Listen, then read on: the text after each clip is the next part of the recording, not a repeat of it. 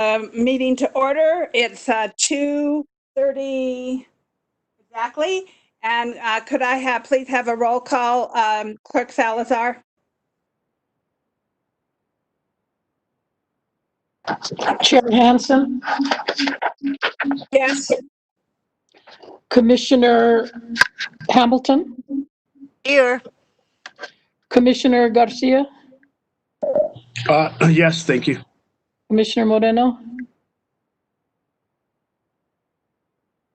Commissioner Moreno. I'm live. Okay, you have 4 in attendance. Thank you. Okay, next we will go on to the Pledge of Allegiance, and I ask everybody to please stand. I pledge allegiance to the flag of the United States of America and to the republic for which it stands, one nation, under God, indivisible, with liberty and justice for all. Then we will go on to the state flag. I salute the flag of the state of New Mexico, the symbol of perfect harmony among united cultures. And then we will have a moment of reflection. The moment of reflection is from Rachel Patty. Please, are you with us? Yes, I'm here. Okay, thank you. Prosperity is your birthright, and you hold the key to more abundance in every area of your life than you can possibly imagine. You deserve every good thing you want, and the universe will give you every good thing you want. But you have to summon it in your life, and the secret is that you have the key. The key is your thoughts and feelings, and you have been holding the key in your hand all of your life. Thank you. Thank you, Rachel, very, very much. I want to also take a moment to remember Representative John Lewis. My political activism began with the civil rights movement. And I was a young girl in high school. And when I saw his casket go over the Edmund Paris Bridge, I just started crying. It was such a moving experience. And I want to offer my deep condolences to this country. And I would like to offer a short song to him. I'm not a singer, so please bear with me. Well, I looked over Selma, and what did I see? Coming for to carry me home. A band of angels coming after me. Coming for to carry Mr. Lewis home. Swing low, sweet chariot, coming for to carry him home. Swing low, sweet chariot, coming for to carry Mr. Lewis home. Thank you. He was really, really important to me. I worked with Julian Bond, who was a colleague of his in the late 60s, and I had the honor of working with a number of civil rights leaders at that time, and it completely changed my life. And I am so grateful and honored that we got to see him lie in state in the Capitol, because John Lewis was definitely the conscience of this country. Madam Chair, if I may. Thank you. Yes, Mr. Garcia. Just really quick, Senator Lewis, you know, what a legacy. Lewis. What a legacy that that gentleman, the senator, did. You know, the younger generation. The younger generation just needs to realize, like, you know, as a policymaker, he actually changed the country. And, you know, thank you for having a moment of silence for him, because he actually did an excellent job. Very good job. Very big shoes to fill. Another thing is I would like to thank Mr. Archuleta. Actually, his wife, Dora Archuleta, worked for the county assessor's office for many, many years. And Vivian Archuleta, he passed away like 2 or 3 days ago. And his daughter actually works for the New Mexico Municipal League. But like I said, his wife, Dora Archuleta, worked for the county for many, many years in the assessor's office. But just a moment of silence for him and his family as well. Please, thank you. Thank you, Commissioner Garcia. Let's take a moment of silence for everyone. And all the people who have passed from COVID-19.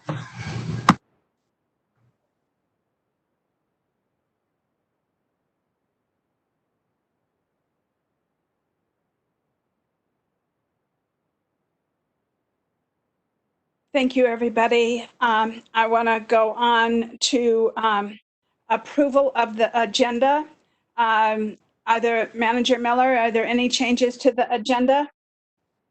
Madam Chair, so we posted the initial agenda last Tuesday and then posted the amended agenda Friday, July 24th at 4:53 p.m. We didn't have a lot of changes, just some updates to some of the action items, the captions. So it was clear that they were action items. The first item is under item 8, matters from the county commissioners. Item 8C, that is a proclamation for August 2020 Women's Suffrage Month. That is an action item. Also, item 8D, request approval of a letter from the Board of County Commissioners expressing support for proposed 2025 2018 residential and commercial international energy conservation code adoption. That is an action item. We updated that caption.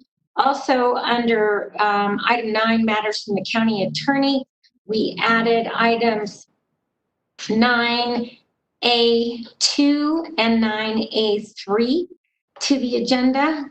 And on under matters from the county attorney, 9B, the caption was updated as a action item for the final order in BCC case number 195241.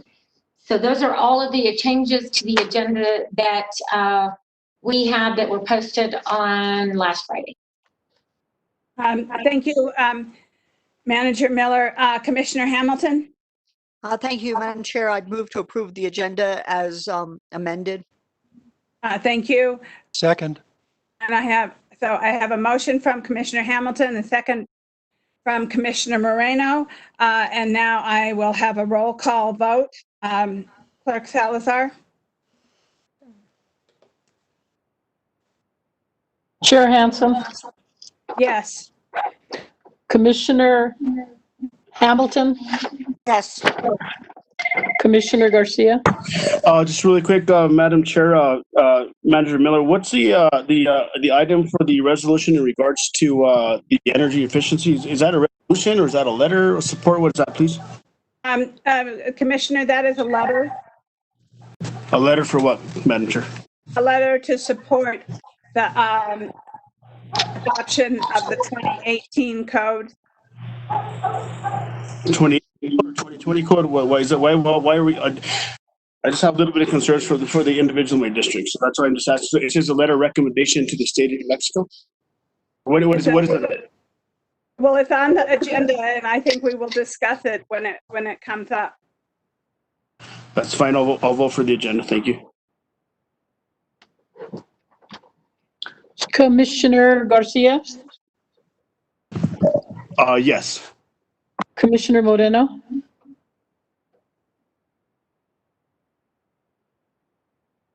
Commissioner Moreno. Sorry, I was, Okay. yes. Yes. And I will check once again. Chair Roybal. He's excused. He's still correct. I'm just checking. Thank you. Thank you very much. I appreciate You're that. welcome. Mm-hmm. Okay, we have an approved agenda. I will go on to approval of the June 30th, 2020 Board of County Commission special meeting minutes.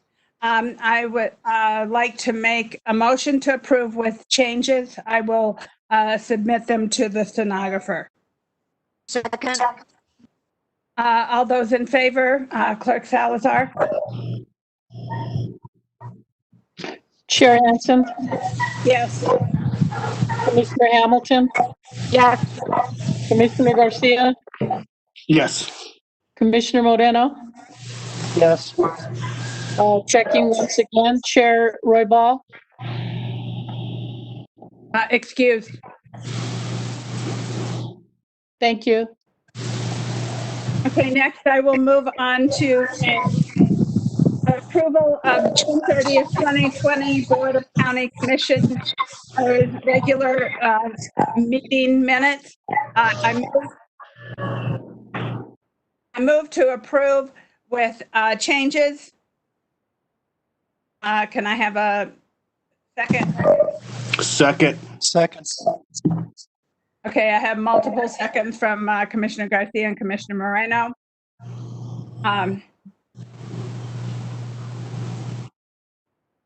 All those in favor, vote are Chair Hansen, yes.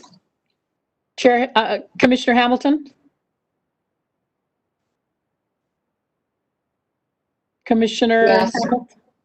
Commissioner Garcia. Yes, I'm sorry, I was muted twice. Okay. Yes. Commissioner Moreno. Yes. Yeah, 4 vote. Once again, I will check. Chair Roy Ball. Excused. Okay, yeah, 4 votes. Thank you. Thank you very much, Clerk Salazar. Next, I will go on to item 1I, and I will turn this over to Manager Miller, recognition of new hires in June 2020. Thank you, Madam Chair. And Commissioners, I just want to remind everybody that Tessa Jo is muting everybody because we're getting a lot of feedback. So each time you speak, you'll have to unmute yourself. Sorry about that, but for whatever reason today, we're getting a lot of feedback. And so she is muting the entire 41 participants in this meeting, and you'll have to unmute yourself when you go to speak. Thank you, Madam Chair, for recognition of new hires in June of 2020. I think that Daniel has that up, but I have my paper copy of it just in case. So as you know, we've had a hiring freeze, except we are still doing our mission critical items, such as our summer fire prevention program with forestry technicians. So as you can see, we have quite a few of those. We have Gabriel Borrego, Brandon Chavarria, Jared Dominguez, Marco Grajeda, Jesse Maxim, Jacob Niera, and Jarrett Psalms. So those are all forestry technicians, and I'd like to welcome them to the county for the summer. In the county assessor's office, we have an appraiser trainee, Elijah Berry. In RECC, we are continually hiring in our dispatch center, and would encourage people to apply, because we always have vacancies there. I'm glad to see that we also hired 2 new trainees, Natasha Garcia and Angela Martinez. And then in public works, projects and facilities management, we have a new custodian, Catherine Hamilton. And in road maintenance and public works equipment operator, Mario Medina. So just would like to, those are new hires for the month of June. I'd like to welcome them to the county and wish them the best working in these altered conditions. And we're happy that they're here. We're happy that they applied and are helping us get through these difficult times. Thank you, Manager Miller. Welcome everyone to the county. We are happy to have you as members of our team, and we hope that you will have a good and wonderful experience at the county. Are there any other comments from my other commissioners? Hearing none, I'm going to go on to item. Commissioner Hanson? Yes. Hey, it's Commissioner Roybal. I just Oh, wanted welcome. Welcome. well, I had some technical difficulties, but thank God for IT. They helped me out big time, so I was able to jump Okay, on. So welcome. appreciate all the help from everybody that helped me get on. It took me a little bit. I think the email might have been down or something on for the county. But I also want to echo the same sentiments that I heard from our manager Miller and also from our Commissioner Hanson that, welcome aboard. I know that you're coming on in a challenging time, and I think that right now, it's really great to hear that we're still hiring. I know that we had a hiring freeze, and so I know these are positions that we needed. So I'm glad to hear that we did bring some more people on board, and just welcome all of you, and we hope that you have a great and bright future with Santa Fe County. Okay. And I also want to thank my co-chair, Commissioner Hanson, for filling in for me until I was able to get back on. So that was new hires. We're going to go on to item number J, and this is recognition of 20 plus years of service by Santa Fe County employees for July 2020. And once again, we have our county manager, Catherine Miller. Thank you, Mr. Chair. So back in 2014, we established a program recognizing employees with significant milestones of 5, 10, 15, 20, 25 years. But in 2018, October 2018, the commission suggested we really recognize those employees that have been with us for what I'll call the long haul, 20 years plus of continuous service with Santa Fe County. And so on a quarterly basis, we bring forward those individuals who have hit a 20 or more years of service with us, and we provide them with a service plaque with years of service listed and an appreciation letter, a little bit more than just the other milestones. And if we were meeting in person, we would be giving them, we'd have the board handing out those plaques or those desk awards or monuments, I'll call them, for their service. But since we're not meeting in person, I still want to make sure the board is well aware of those employees in the county that are have been with us for 2 or more decades. And when you put it in those terms, it's a long time. And we greatly appreciate their commitment to Santa Fe County. So from the fire department, we have Renee Nix, who has been in fire administration for 20 years on May 8th. In land use, Paul Olafson hit his 20-year anniversary on May 30th. In public works, Larry Gonzalez hit his 20-year anniversary on June 6th in road maintenance. She's in the county manager's office, but she's actually in public works doing business, the business manager for all of, public safety is Tila Rendon. Her anniversary, 20th anniversary is June 19th. In the Sheriff's Department, Jose Rodriguez Jr., June 26th. He's in our animal control. In the Treasurer's Office, Teresa Romero, July 24th, 2000. And she's been through several elected officials, and she's going to retire soon. That will be a great loss for the county, but I really want to recognize her for her dedication to Santa Fe County. In RECC, Glenda Ortiz, July 25th is her 22nd anniversary. And Vanessa Marquez, who was recently appointed as our director of the center on August 9th, will hit her 23rd anniversary. And Penny Ellis Green, June 1st, 25 years. So don't forget, she's eligible to retire now anytime she'd like. We don't want that to happen.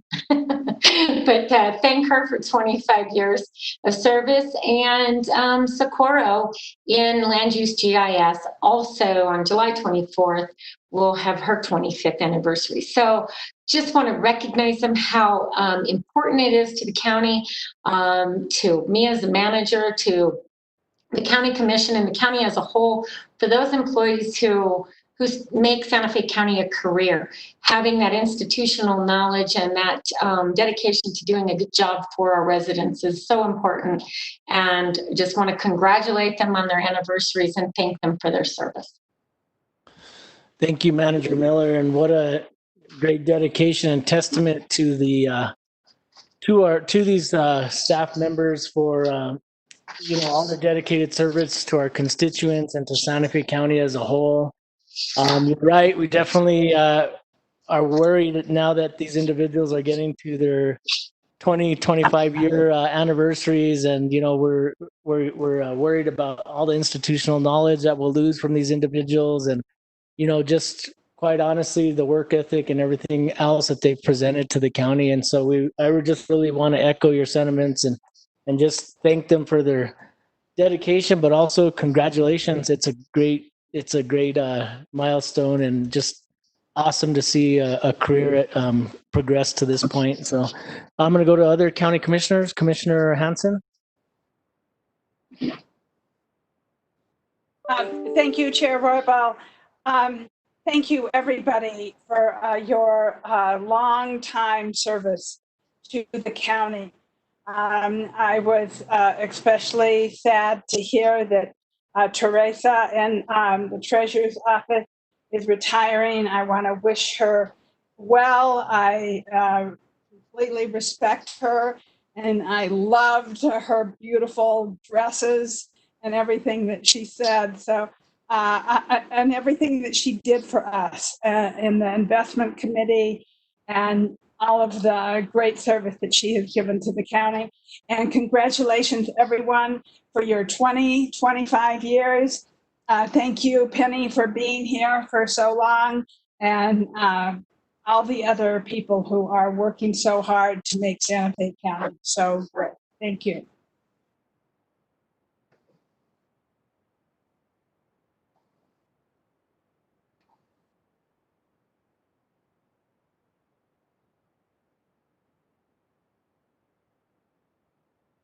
Mr. Chair, you're muted.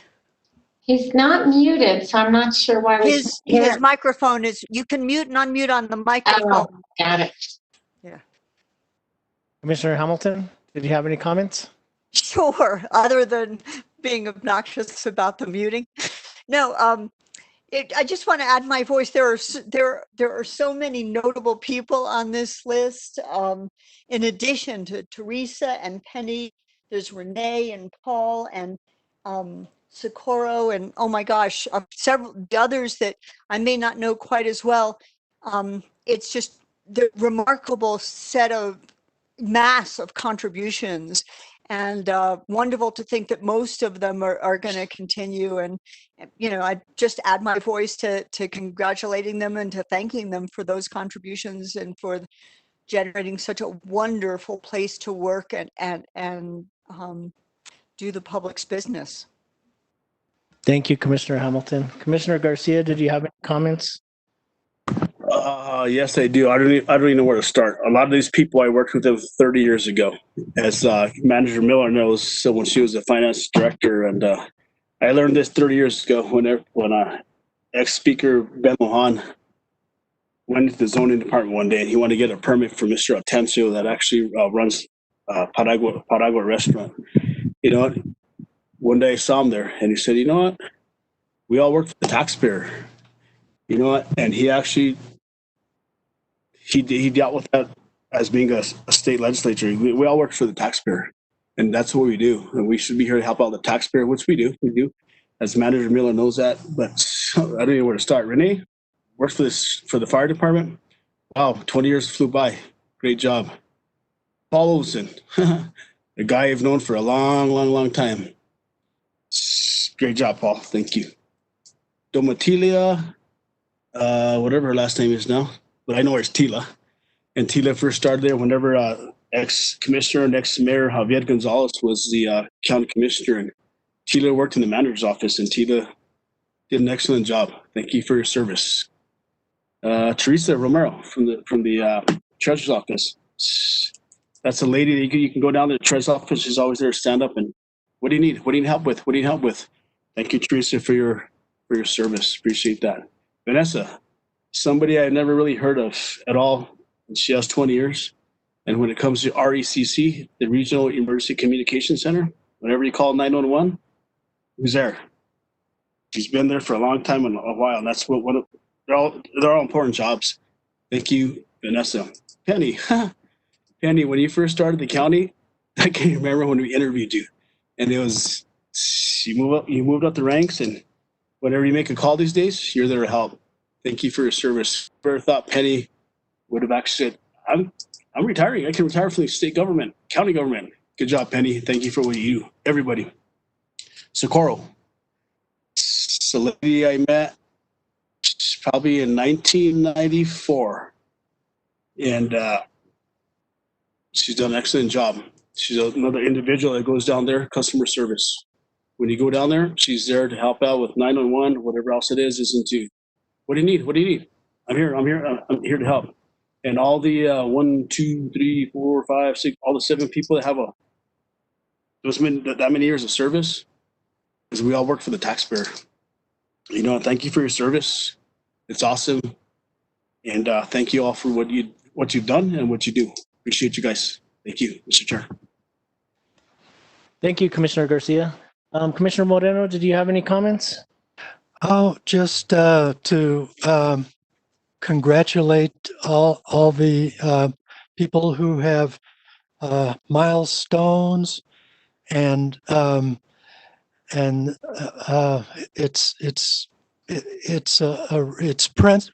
it's really impressive. So how many people have made it to their retirement place, and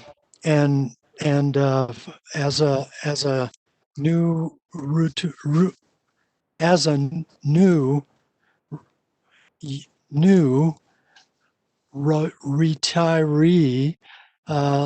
it does get better as you get older. Congratulations, to you all. Well said, Commissioner Moreno. Mr. Chair, if I may, this is Rudy. Commissioner Garcia. Just really quick, sorry about the gentleman that actually he doesn't work for animal control, but she's a sheriff's deputy, and this is just crazy co-interesting. Look at our city councilor, our ex-county manager Romano Vita. He used to work for animal control, and like he says, you know, they grew up in the projects, but the gentleman that I think he's a deputy now. He doesn't work for the animal control, but individuals like that, he can retire any day now. And whenever you work for Santa Fe County for more than 20 plus years, wow. It's just interesting to realize where Santa Fe County was 20 years ago. You know, we're in a whole different place these days, obviously. But congratulations to him as well, because I don't really know the gentleman, but I do put him on my list here. But like I said, he doesn't work for the animal control. I think he's a deputy, I believe. But where you start in the county, just look at Catherine. Catherine used to be the procurement officer. Now she's our main lady. Does an excellent job. But, you know, county government, hang in there is a great place to work, honestly. Like Commissioner Hamilton said, great opportunities. And sometimes a third of my check went to healthcare. The other third went to retirement. And the other third I took home. And all of my buddies used to make a lot of money. I'm like, oh, dang, they make a lot more money. Now, so many years later, we're here, and sometimes it takes a little sacrifice to be a public servant and work for the community, because that's what we're here for. But thank you all once again. Thank you, Mr. Chair. Thank you, Commissioner Garcia. And those are some really Mr. great Chair. valid points that you made. I think that we did have, you even look at our sheriff, you know, he worked his way up the ranks as well. And there's hundreds of success stories like that out there. So thank you for mentioning that. Commissioner Hansen. Thank you. I feel bad that I did not mention Socorro, and some of the others. I do not have that list in front of me, but I want to thank Socorro for always making me feel so welcome here. And Thank you for hanging in there with us. And it's hard not seeing everybody being in this COVID-19 issue and not being able to see all of our fellow colleagues and people who work for the county. But I wish everybody well and congratulations on your long time service to the county. Thank you so much. Thank you, Commissioner Hansen. Okay, so I think we've gone around on this subject for a while, item number J. So we're going to move on to item number 1K, and this is a Santa Fe County Employee of the Quarter, second quarter of 2020 awards. And we have our county manager once again. Thank you, Mr. Chair, Commissioners. So I always feel fortunate that I get to do this once a quarter and recognize those employees and bring forward those employees who've made some significant contribution to Santa Fe County during the previous 3 months. I have to say there are people, and this is always a hard thing, there are people who just constantly give and go above and beyond, but the employee of the quarter is an opportunity for a coworker or a supervisor to recognize an employee that has done something that provides excellent service to the constituents or develops and implements a new program or does something exemplary in their performance, in their daily performance. And it might be just demonstrating willingness above and beyond everybody else in their work environment or on a particular project. So, and just because somebody doesn't get nominated doesn't mean that they haven't contributed. But I love seeing that other employees and supervisors notice their coworkers' significant contributions. So the process for selecting a county-wide employee of the quarter begins with a designated recognition team selecting somebody from their group. So it might be a department group or elected officials group, and they put in somebody from their group that they nominate, and those get down to one nominee per group. And then from those nominees, there is another group of people who select one employee out of those that have been submitted to be the employee of the quarter. So just to give you an idea of who is in our nomination pool for this quarter, in the elected office group, Teresa Romero, the operations manager that we just recognized for her 20 years of service, what was submitted about Teresa is that she is a tenured employee of 20 years of experience working in the treasurer's office. In her role as operations manager, she functions as a key resource employee in the areas of personnel, reporting procedures, and all other administrative functions. Teresa is always willing to provide excellent customer service and does so in a patient, courteous, and professional manner. Teresa is organized and dedicated to meeting the needs of customers, both internal and external, and consistently provides exemplary service and work product. And I think Commissioner Garcia even mentioned just how much she is there and willing to help and always try to provide solutions. So thank you, Teresa, for all of your hard work. In community services group, we have Julian Senna, who's a GIS analyst, and he's been with the county since November 5th of 2012. Mr. Senna has gone above and beyond his normal significant E911 addressing database responsibilities to provide a high degree of support to the Regional Emergency Communications Center for their new computer-aided dispatch or CAD system project. His diligent and comprehensive testing efforts have identified critical functionality gaps prior to our go live day. Mr. Senna also makes time to work with, mentor, train, and less experienced field staff in understanding the intricacies and overcoming the challenges in maintaining accurate and current E911 addressing geospatial data sets. And Mr. Senna is a role model employee and provides exemplary customer service. And I have to tell you, we did have our go live at our ACC, and Julian was instrumental in getting that together. I got letters from the town of Edgewood for how professional he is and how helpful he is. and comments from his supervisors that that's just the way he is all the time. Isn't just this quarter. In Public Works, heavy equipment mechanic senior Frederick Archuleta. He's been with the county since 7/24/2013, and he's built many pieces of equipment for Santa Fe County. His experience, knowledge, skills, and abilities in fabricating and mechanical work are an invaluable asset to the county. A recent example of this is when Mr. Archuleta rebuilt the engine of one of the Public Works D8 bulldozers, bringing the piece of equipment back into service. The dozer was scheduled for auction, but can now continue to be used. He does not hesitate to take on any task given to him and always welcomes the challenge. So thank you to Frederick for all his hard work and ingenuity. It's great to see somebody step up and fix a piece of equipment that we think is no longer useful to us. And then in the public safety group, Kathleen Ramos, or Kat, as she goes by, she's our interim health services administrator, and she's been with the county since 6/11/2012.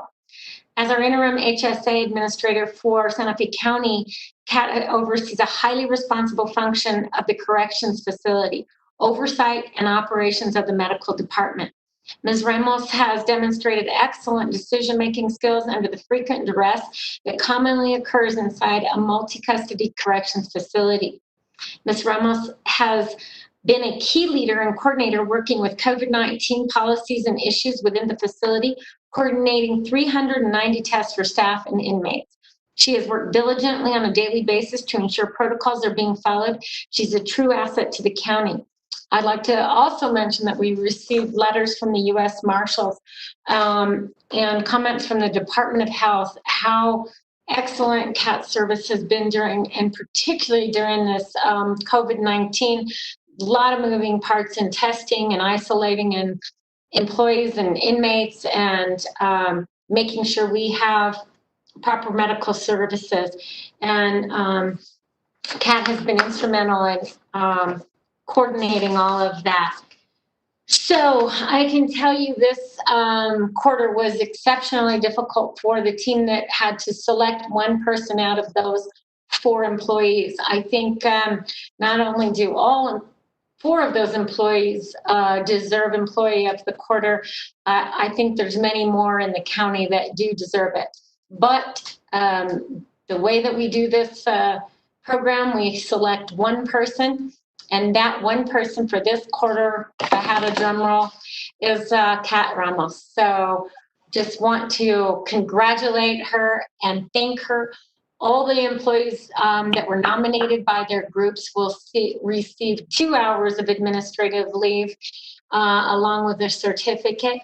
And Kat will receive an additional 8 hours of administrative leave for a day off, and receive the award that we typically give, that's the blown glass sculpture for her desk or for her office or for home. So just want to thank all of the nominees. As I said, I think this was one of the more difficult group of candidates for the committee to decide, because they had such excellent recommendations from their coworkers and their supervisors. So thank you to all 4 candidates. I think some of them, Mr. Chair, are on. I see Julian for sure. And I don't know if you'd like to ask them for comments or not, but you could see if they're on, if they have a comment. Thank you, Manager Miller. Go ahead, Commissioner Garcia. Just really quick before, if they want to speak, all 4 candidates, once again, I worked in the county for 28 years of my life. Wow, interesting. Ms. Ramos, congratulations. You actually got a federal recommendation. That's actually very important, that you do things behind the scenes that people don't see, that the public doesn't see. Great job. Congratulations. The gentleman, Fred, really from Public Works, sometimes whenever you see the road department out there because sometimes people really don't see the budget. People don't see this. People don't see this. In the past, we've had sheriffs that have saved kids' lives. We've had financial individuals that have gone to support. You know, it's just. I'm glad I'm not on the committee. And but Mr. Fred, that actually tangible things that you actually see out there that people don't see, but sometimes the taxpayer sees roads, trash, don't raise their taxes, and a few other things. But to work for the road department and everything else, don't get me wrong, great job. Teresa, customer service. That's what Santa Fe County, the taxpayer is about, is customer service. And I'll just leave it at that. Teresa, you know what you do. You know how you do it. And you get it. Congratulations. Julian, I met Julian probably about 3 or 5 years ago. Guy, you go down there to GIS. Guy loves fishing. He loves to fish. We talked about fishing, so on and so forth. And he's the guy you go down there. What do you need? What do you need? What do you want? What do you want? Like everybody else, you know, taxpayer. We work for the taxpayer, but congratulations to all the 4 individuals. Great job. Like I said, in the past, we've had sheriffs that have saved kids' lives. We've had financial individuals. Congratulations once again, Mrs. Ramos. And thank you, Mr. Chair. Thank you, Commissioner Garcia. I just want to congratulate everybody that got nominated. You know, it takes a great amount of dedication and hard work, and you know, I think that it's really great that we give our staff the opportunity to recognize the leaders in their organizations, and I think that, you know, I just want to make sure to reiterate that, and you know, in the future, I mean, every quarter, it seems like it's very difficult to make the choices, and I know that it's not an easy decision when it comes to the end. Just like we had a really hard decision the other day to appoint a representative, but you know, it's really difficult because, you know, like Manager Miller stated, you know, we'd love to be able to give it to everybody, and even more, but you know, at the end of the day, you know, I think the biggest thing is that, you know, we're just really happy to know that, you know, we have employees that are dedicated like this, especially the ones that have put in all the years, or every employee. But I mean, earlier we recognized the ones that have been put in quite a few years. So, you know, I just want to thank you all, and just appreciate you being the best part of Santa Fe County. I'm going to go to Commissioner Hamilton. Thank you, Mr. Chair. I've said it before, it's an incredible honor even to just be nominated for this, when you know that you're being nominated within a group of incredible employees and supervisors. And so that is just to be recognized by really worthy colleagues is meaningful recognition. And honestly, that's part of what both drives the county's work forward at the high level it goes forward, and it makes it just such a joy to be associated with it. So thank you all very much, and congratulations to all of you. Commissioner Hanson.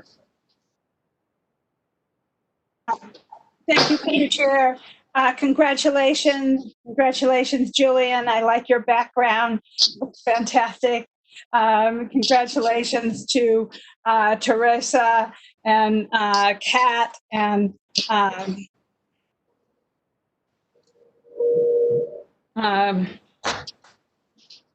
got Julian. It helps when you guys are here in front of us. And Fred Archuleta, thank you all for your great work to the county. And I echo everything else my other commissioners have said.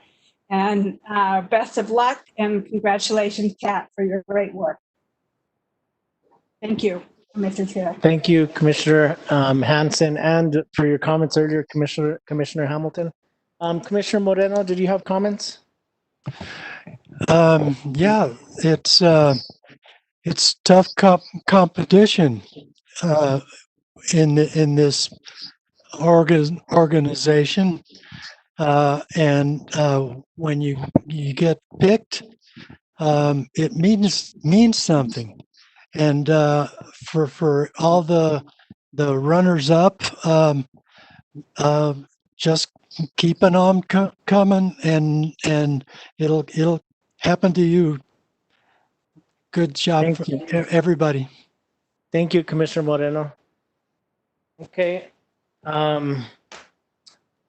So I want to just say thanks again and great job to our staff and congratulations once again. We're going to go ahead and move on to our next agenda item, and this is the consent agenda. It appears that there's only one item. Oh, actually, I want to go back. I want to give the opportunity to any of the individuals that were nominated or anybody else that would like to make comments. Sorry about that.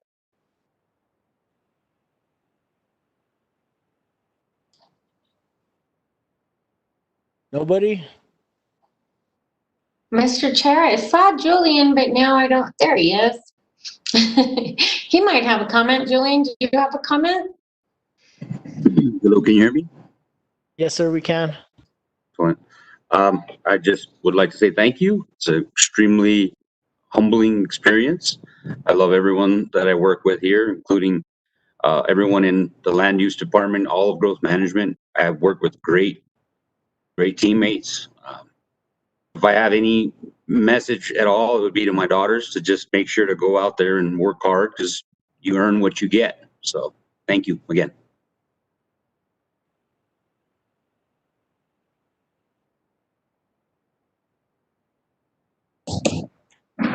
Mr. Chair, Yes, Director Cedillo.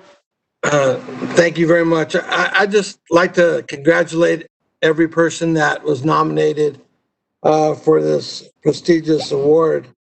And I think we're very fortunate that in public safety that Kat received this reward. She's very instrumental in our medical department as well as with other agencies around the state. She is our voice of reckoning sometimes, but she is our voice that people do listen and acknowledge her. And she's done a great job in such a short time, and she's come a long ways. A real quick story about her. When she first got hired, her and I were probably hired months apart, and they told me that they were hiring an RN.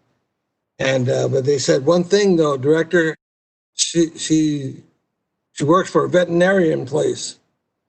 And I said, really? That should be interesting. So I'd recommend that we hire her then. And she has really proven herself. So thank you, Kat, for everything that you do. If you're out there, I think you are, but thank you very much. Thank you, Director Cedillo. Is there anybody else, any of the nominees? Kat, are you out there? Would you like to say anything? Yes, Chair, Sir Chair, I'm here. I appreciate all of the comments from everyone. That was really great to hear. I wasn't expecting that. I really appreciate it. Thank you. Thank you, and thank you for everything you do for Santa Fe County. Okay, is there any other comments, any other nominees that are out there that would like to say anything? Okay. This is Christina Kelso, Yes, Julian's Christina. supervisor. Hi there. Yes. I wanted to say a few more words about Julian Senna. He is truly a role model employee in the division. And in terms of the dispatch center project that he was instrumental on, I just want to say that we've transitioned the county from a tabular dispatch system to a geospatial, a map-driven system. And to do that and to get our first responders to the right addresses and the right location every time means that the data sets have to be as accurate as possible, and it has to work and function properly. And Mr. Senna has done just an incredible job of getting those data sets ready for the dispatch system, testing them, and working through iterations with the vendor in order to get addresses to locate properly in that system. And that was no small feat. So, tremendous job there, Julian. Thank you so much for your work. I'd also like to say a couple other things about him, because in addition to 911 addressing, he also has helped quite a bit on Census Bureau. There's a program called the Local Update of Census Addresses. And why is this important? Well, we're in the census here today. That comes around every 10 years. And getting an accurate count for the county is so important. He did a thorough analysis of the data and provided updates to the census in order to get the most accurate count as possible with the most accurate data as possible. So that was another huge effort that he put out there for the team. And then I just want to say too, and I'm going to read this, that he is growing into such a strong team leader who not only finds the time, but makes the time in his tightly packed schedule to mentor, guide, and train the E911 field addressing personnel in the often difficult and challenging aspects of creating and maintaining accurate and sensible addressing in the centuries-old communities and neighborhoods of rural Santa Fe County. We're really lucky to have Julian in terms of just his dedication to this work and everything he brings to the job. So thank you, Julian. Really appreciate you. Thank you, Mrs. Kelso, for recognizing and Julian and giving him some extra recognition. We really appreciate that. Did we have somebody else? Is that you, Commissioner Garcia? Yes, just really quick, Mr. Chair. Once again, congratulations to all the public servants because we all work for the taxpayer.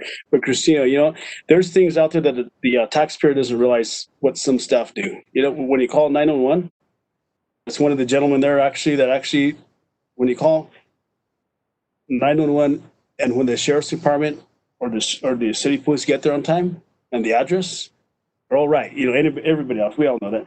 But thank you for mentioning that because sometimes you guys speak the lingo all the time about these services. Sometimes the taxpayer doesn't realize, what does that mean? What does that mean? But in elementary terms, he's one of the guys actually out there that whenever you call 911, because how they get there on time and where they go is because an individual like that. But thank you for pointing that out. Thank you, Mr. Chair. Thank you, Commissioner Garcia. Do we have any other candidates that were nominated or anybody else that would like to recognize the candidates that we just recognized for the quarterly employee of the quarter?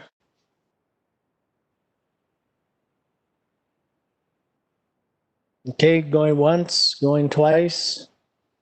Okay, we're going to move on. Thank you guys so much once again. We really appreciate your hard work for Santa Fe County. So we're going to move on to our next item on the agenda, and this is item number 2, and it's the consent agenda. There's only one item here, and it's a resolution authorizing the disposition of fixed assets worth less than $5,000 in accordance with the state statute. I don't know if there's any additional questions from commissioners. If not, then I'll entertain a motion. Mr. Chair, move for approval. So we have Second. a motion. We have a motion from Commissioner Garcia and a second from Commissioner Hamilton. I'm going to go to a roll call vote. Commissioner Hansen, Yes. Commissioner Hamilton, Yes. Commissioner Garcia, Yes. Commissioner Moreno, Yes. and a yes from Commissioner Roybal. So this item passes unanimously.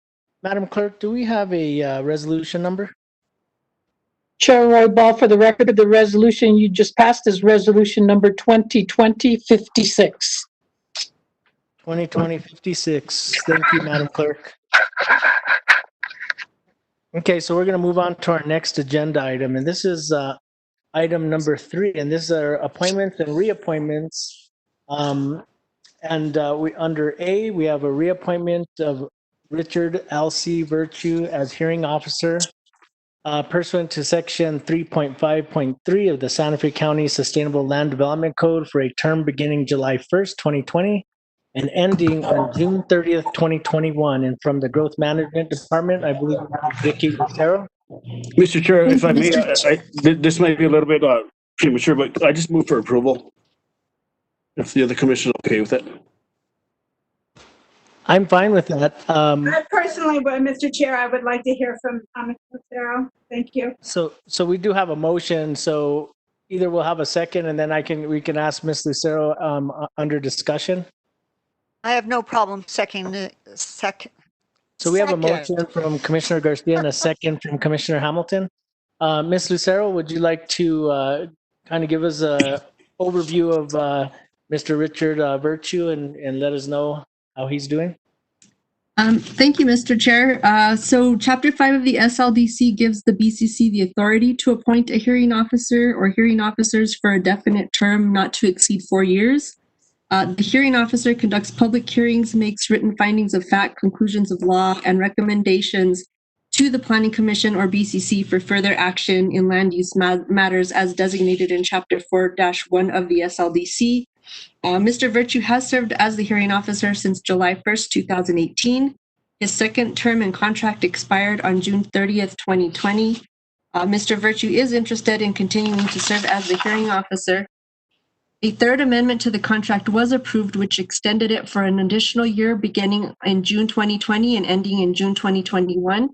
Staff would recommend reappointment of Attorney Richard L.C. Virtue to serve as the hearing officer from July 1st, 2020 through June 30th, 2021. And at the end of that term, staff may request that the board extend appointment for a period not to exceed a total of 4 years. Thank you, Mr. Chair. I stand for any questions. Thank you, Ms. Lucero. Are there under discussion? We do have a motion and a second. Under discussion, do any of the commissioners have questions of Ms. Lucero? Yeah, I'll look for a show of hands. Okay, I don't see any. So I'm going to go to a roll call vote. Commissioner Garcia? I vote yes. Thank you. Commissioner Hansen? Yes. Commissioner Hamilton? Yes. Commissioner Moreno? Yes. And a yes from Commissioner Roybal. This item passes unanimously. Congratulations, Mr. Virtue. Thank you, Ms. Lucero, once again. So we're going to go on to our next agenda item, and this is agenda item number 4, miscellaneous action items. We have our first 4A is a resolution, Santa Fe County, New Mexico General Obligation Bond Election Resolution. And from the county manager's office, I believe we have Manager Miller. Yes, Mr. Chair, Commissioners, we also have Attorney Schaefer relative to the bond resolution. But as you know, for the last 3 BCC meetings, we've put in front of the board a list of potential projects for the 2020 general obligation bond election that would be held in the at the same time as the general election in November. Traditionally, we go to the voters every 4 years for approval and authority to issue general obligation bonds, which are bonds that we sell and are repaid through a property tax mill rate.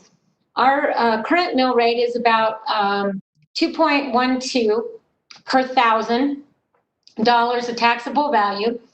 And if the board were to approve these 3 bond questions, that would add up to $20 million.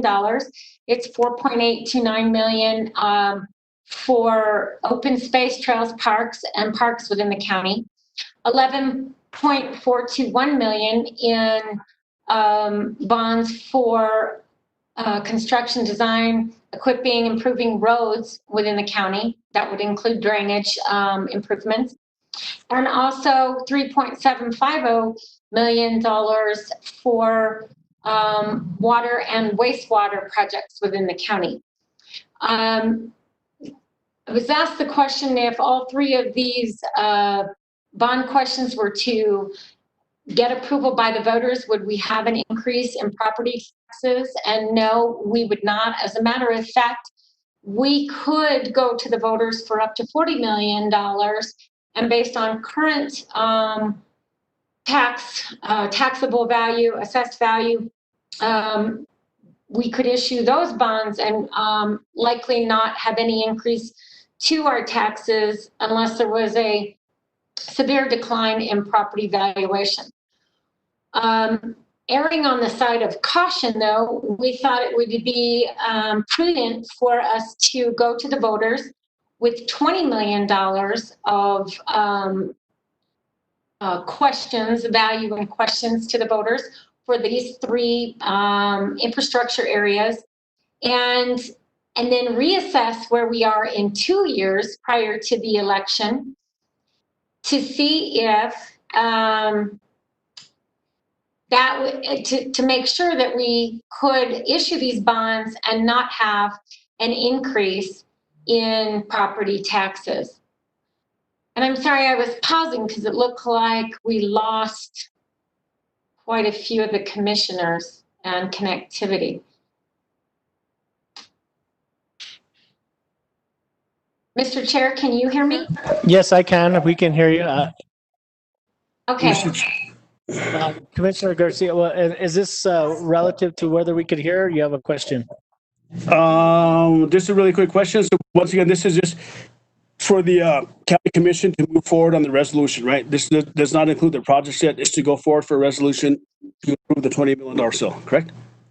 No, Mr. Chair, Commissioner Garcia, the list of projects that's in your, and actually, could you, Daniel Prescott, could you bring up that list of projects? These are the projects that we put forward to the Board of County Commissioners since June.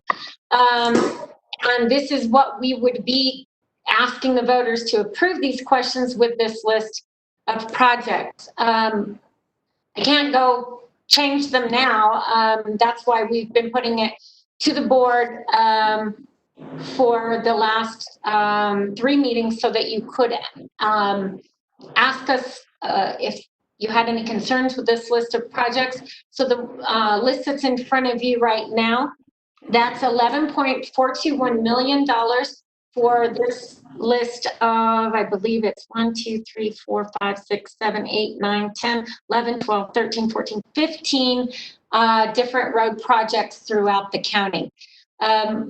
These were projects, as we said, we went through the process of scoring our projects based upon the criteria approved by the BCC and making recommendations that if a project was a basic need, that we would work to fund those first and foremost, and then those that are not what we consider a basic need, a critical need that we had to do for public safety, health, and welfare, that they would also be considered, but as a lower priority. So as you can see, the first 10 projects on this list, actually first 11 projects on the list, were considered basic needs that either have serious drainage problems or flooding problems, or serious road deterioration needs to be addressed as a critical need. And then 4 additional projects that were based upon kind of the next highest scoring relative to community input and need in those communities. So these would be, if the board approves this resolution, these would be the projects that we move forward with to educate the public on what we would be doing if we vote to approve these general obligation bond questions. Daniel, could you go to the next sheet? So that's the road projects. Then this next page, you can see the $4.829 million worth of open space, parks, and trails projects. It would be continuation of the Santa Fe Rail Trail. That's the crossings. It would be the Santa Fe Rail Trail Segment 6. It would be the Santa Fe River Trail from Siler to San Isidro. It would be new sports lighting in the Pewaukee Valley Recreation Complex, and Ripley property acquisition. And then the last question would be $3.75 million for water and wastewater projects. And that's connecting the Abajo lift station to the Quill plant is what we commonly refer to it, or the water reclamation facility. Hyde Park's estates upgrades to their water system. The Aquifer Storage and Recovery Partnership with Rancho Viejo, and Romero Park area water line system and design for future growth. And those would be the projects that we would be looking to fund and start moving forward in the next year in 2021. And that was another factor in selecting these, and that is that we would be able to start construction on these projects in 2021. Okay, great. Do we have any questions from the commission? I'll start with Commissioner Hansen.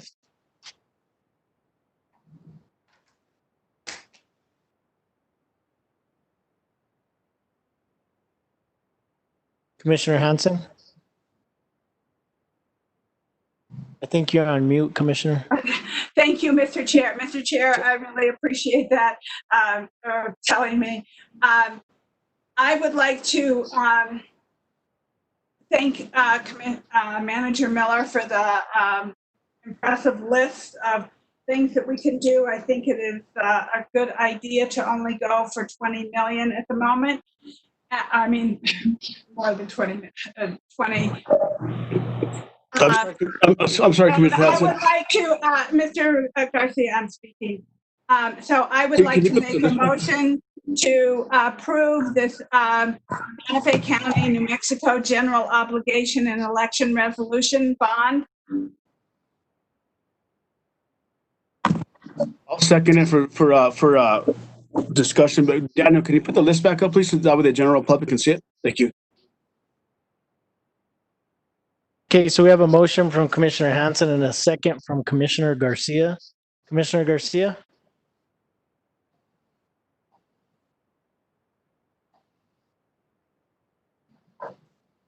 I don't have any questions at this time, Mr. Chair. Thank you.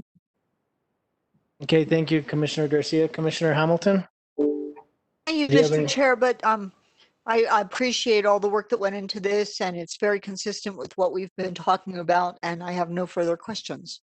Thank you, Commissioner Hamilton. I know Commissioner Hansen made some comments already, but did you have any additional comments, Commissioner Hansen? Yes, when I was on mute, I wanted to mention that I wanted to thank Catherine and the entire team, all of people in Public Works, and everybody throughout the county for their hard work on putting this list together and being so concise and working on projects that we know that we can work on in the next few years. Thank you, Commissioner Hansen. Okay, Commissioner Moreno. Thank you, Mr. Chair. I think this is a very good list. We have been waiting for a time when we can really put the pedal to the metal. And there are really good projects in everybody's district, and I'm looking to see the blades coming down. Thank you, Commissioner Moreno. So we have a motion and a second. I'm going to go to roll call vote. Commissioner Hansen? Yes, thank you, Mr. Chair. Commissioner Hansen? I'm in a roll call vote. She said yes. Oh, she said yes. Okay. Thank you, Commissioner Hansen. Commissioner Hamilton? Yes. Commissioner Garcia? Yes. Commissioner Moreno? Yes. And a yes from Commissioner Roybal, so this item passes unanimously. And Mr. Chair, could I make one more comment before you get the resolution number from the clerk? Absolutely, Manager Miller, go ahead. Thank you. I just would like to acknowledge the board and what you have done over the last couple of months relative to approving capital outlay for what I'll call economic development projects throughout the county. In our final budget, and you've been working diligently with the county staff to really put together a major capital outlay plan that included partially funded projects from prior years, funding that we got from the state, funding that we previously had, some grants that we received. So this is the last piece to leverage over $129 million, $20 million in projects for Santa Fe County, from the far north of the county to the far south of the county. This is the last piece of that puzzle to put that that complete capital outlay budget together, to really give staff direction on the priorities and getting these projects done throughout the county. If the voters approve this, it will be significant in pulling all of those road, water, wastewater, open space, trails projects, drainage projects, all of that stuff together, and public safety projects in order to really invest in our local communities throughout the county. So I just want to thank you for approval on this. I want to thank you for approval on our final budget and the projects that are already in our budget. And we look forward to educating the public on what these 3 bond questions would provide, and hopefully that they will support them as they always have in November, because we have traditionally got very good support for our general obligation bond questions, and we'll be looking to the commissioners to help us get the word out about the projects that would be funded if they approve these. Thank you, Manager Miller. Thank you, Manager Miller. Okay, so we appreciate the recognition, but I know that it could have been done without staff and your leadership. So thank you so much. We're going to go on to, or actually we're going to go ahead and get a resolution number for that item. It's number 4A. Madam Clerk, did we have a resolution number for that one? Yes, thank you, Chair Roybal. For the record, the resolution you just passed is resolution number 2020-57. Thank you, Madam Clerk. Okay, so we're going to go on to item number 4B, and this is a resolution to budget cash balance in self-insurance funds 601 in the amount of $30,000 to correct negative expenditure balances and to budget a transfer from the General Fund 101 into Enterprise Water Fund 505 in the amount of $120,000. And from our finance division, we have Yvonne Herrera, our director. Mr. Chair, this is Rudy, if I may. I know Tessa's trying to meet me, but really quick, if I may, Mr. Chair. Is it relative to this next item or the last one? No, it was the last one. I just want to give some good. Go ahead and make your comment, sir.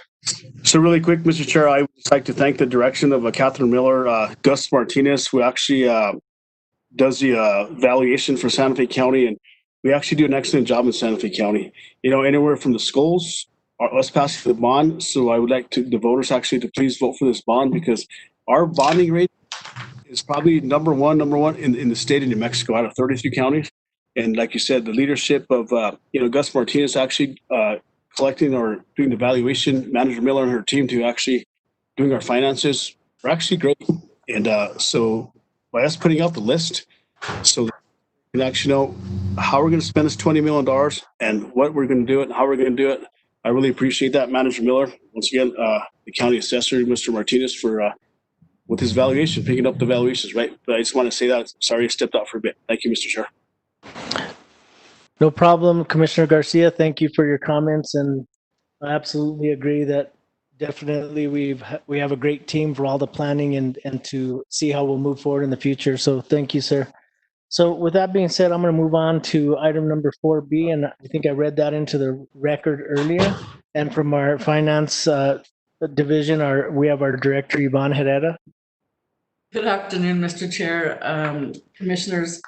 As I'm here in front of you to request approval of the resolution that you just described, which is 2 budget adjustments. The first one to increase the budget for our self-insurance fund, and the other to budget an unexpected transfer between the general fund and the enterprise water fund. The total expenditures for insurance claims for the self-insurance fund exceeded the budget that we set up for fiscal year 20 by $25,793. In order to rectify that deficit, we are requesting an increase of $30,000 to the budget to not only cover that deficit, but also to give us a little bit of room in case there are any unexpected transactions that we haven't accounted for. And for the Water Enterprise Fund, the county has a lease, a water rights lease has a lease for the top of the world water rights. Historically, though, that lease payment has been received in the general fund. During this year, during fiscal year 21's budget hearings, it was discussed that those payments should actually be received within the Water Enterprise Fund. So this transfer moves the lease payments from fiscal year 2016 through 19 from the general fund into the Water Enterprise Fund. And if the lease payment for fiscal year 20 has already been received into the Water Enterprise Fund, and will be done in future years. So this transfer won't be necessary except for this year to move the $120,000 from the general fund into the water fund. And I stand for any questions. Thank you, Ms. Herrera. Do we have any questions from the board? I'm going to go through all the commissioners. Commissioner Hamilton? No, thank you. Commissioner Hansen? Thank you, Mr. Chair. Thank you, Yvonne, for working on all of this. I do agree with you that giving us a small cushion is an important part of this transfer, and I think that's an excellent idea. So thank you for your hard work on this. I appreciate it. Thank you, Commissioner. Thank you, Commissioner Hansen. Yes, who was that? Is that Commissioner Garcia? Mr. I'll go ahead. for approval. Okay, so we have a motion from Commissioner Garcia. Commissioner Moreno, was that you that had a comment or question, sir?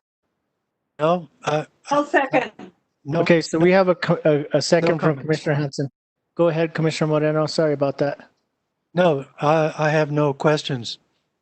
Okay, thank you, sir. So we did have a motion from Commissioner Garcia, a second from Commissioner Hansen. I'm going to go to a roll call vote. Commissioner Hamilton?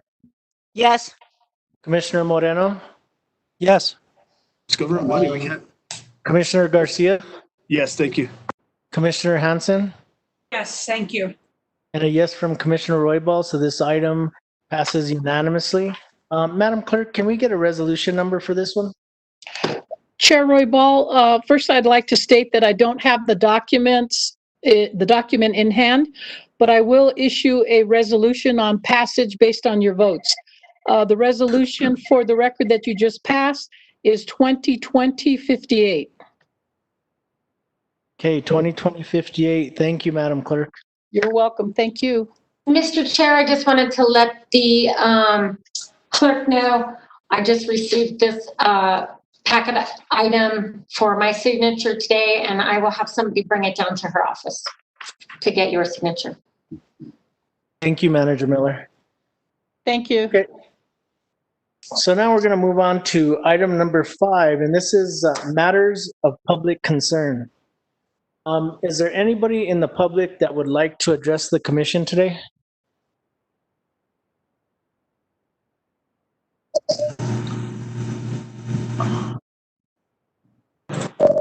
Mr. Chair, at this point, nobody has signed up for public comment.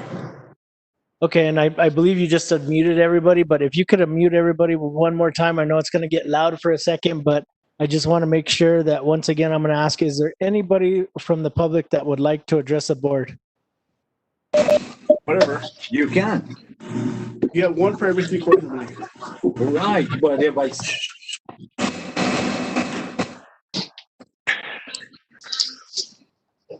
Okay. Go ahead and close matters of public concern. I'm going to go to item number 6, and this is presentations. It's number 6A, 2020 Census Update. And from the Community Services Department, we have Ms. Patricia Boyes. Good afternoon, Mr. Chair and Commissioners. The purpose of this presentation is to provide an update to the Commission on the status of the 2020 census in Santa Fe County. The BCC established a complete count committee more than a year ago, chaired by Chair Roybal, with representatives from many sectors of the county. And we have undertaken a lot of education and outreach, but since the coronavirus pandemic and adjustments made by the US Census, we've had to pivot our approach and our outreach. So next slide, please, Daniel.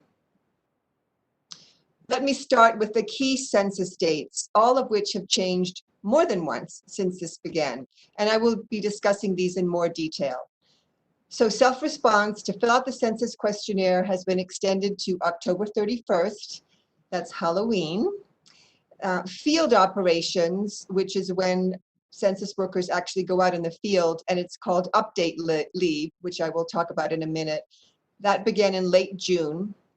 Non-response follow-up begins August 11th, and the final count will be delivered to the President April 30th, 2021. So all of these are about 4 months later than would have been anticipated in a normal year, which 2020 is not. Next slide, please, Daniel. Update leave field operations. This is when the US Census workers leave forms at every household. Especially these are PO boxes, people who have PO boxes or live in rural and tribal areas. And the census workers geocode the home when delivering the forms. And Santa Fe County has almost 12% of their households, are households in this category. Now, this update leave began in late June, and all update leave is complete except for tribal. But I am still getting calls in the update leave category from people who didn't get a form, and so they don't have a census ID code. And I am now telling people to fill out the form online with their address as best they can, or do it over the phone. I always give people exactly how they can reach out and do this. This is another pivot because the census was telling us to tell people who hadn't received the code to wait for their paper questionnaire. But now I just want people to do as best they can. And if there's any questions on the part of the census, they can get in touch with somebody. We were told at a statewide call by Robert Radigan, who is the New Mexico State demographer, the main liaison with the US Census and the statewide effort, if we know of large areas who haven't received their code, to let them know. But so far it seems like it's just a series, I get a series of individual calls, and I don't know if others are. Next slide, please. So non-response follow-up. This is when census workers come to the door and interview people, households who have not yet responded. They are no longer leaving the form as was done during update leave, but they're getting responses in person. The census workers have US watermarked census ID badges with a phone number if people want to verify.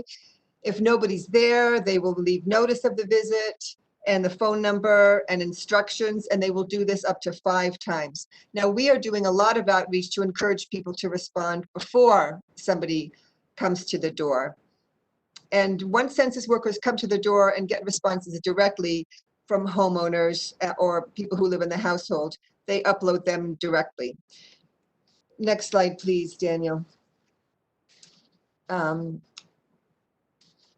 terms of outreach activities, some of these we've been implementing from the very beginning, including our website. And I know I put this out and everybody should be using this because it has a direct link to filling out the census, including by phone, and other information, including answers to frequently asked questions. It's in Spanish as well as in English.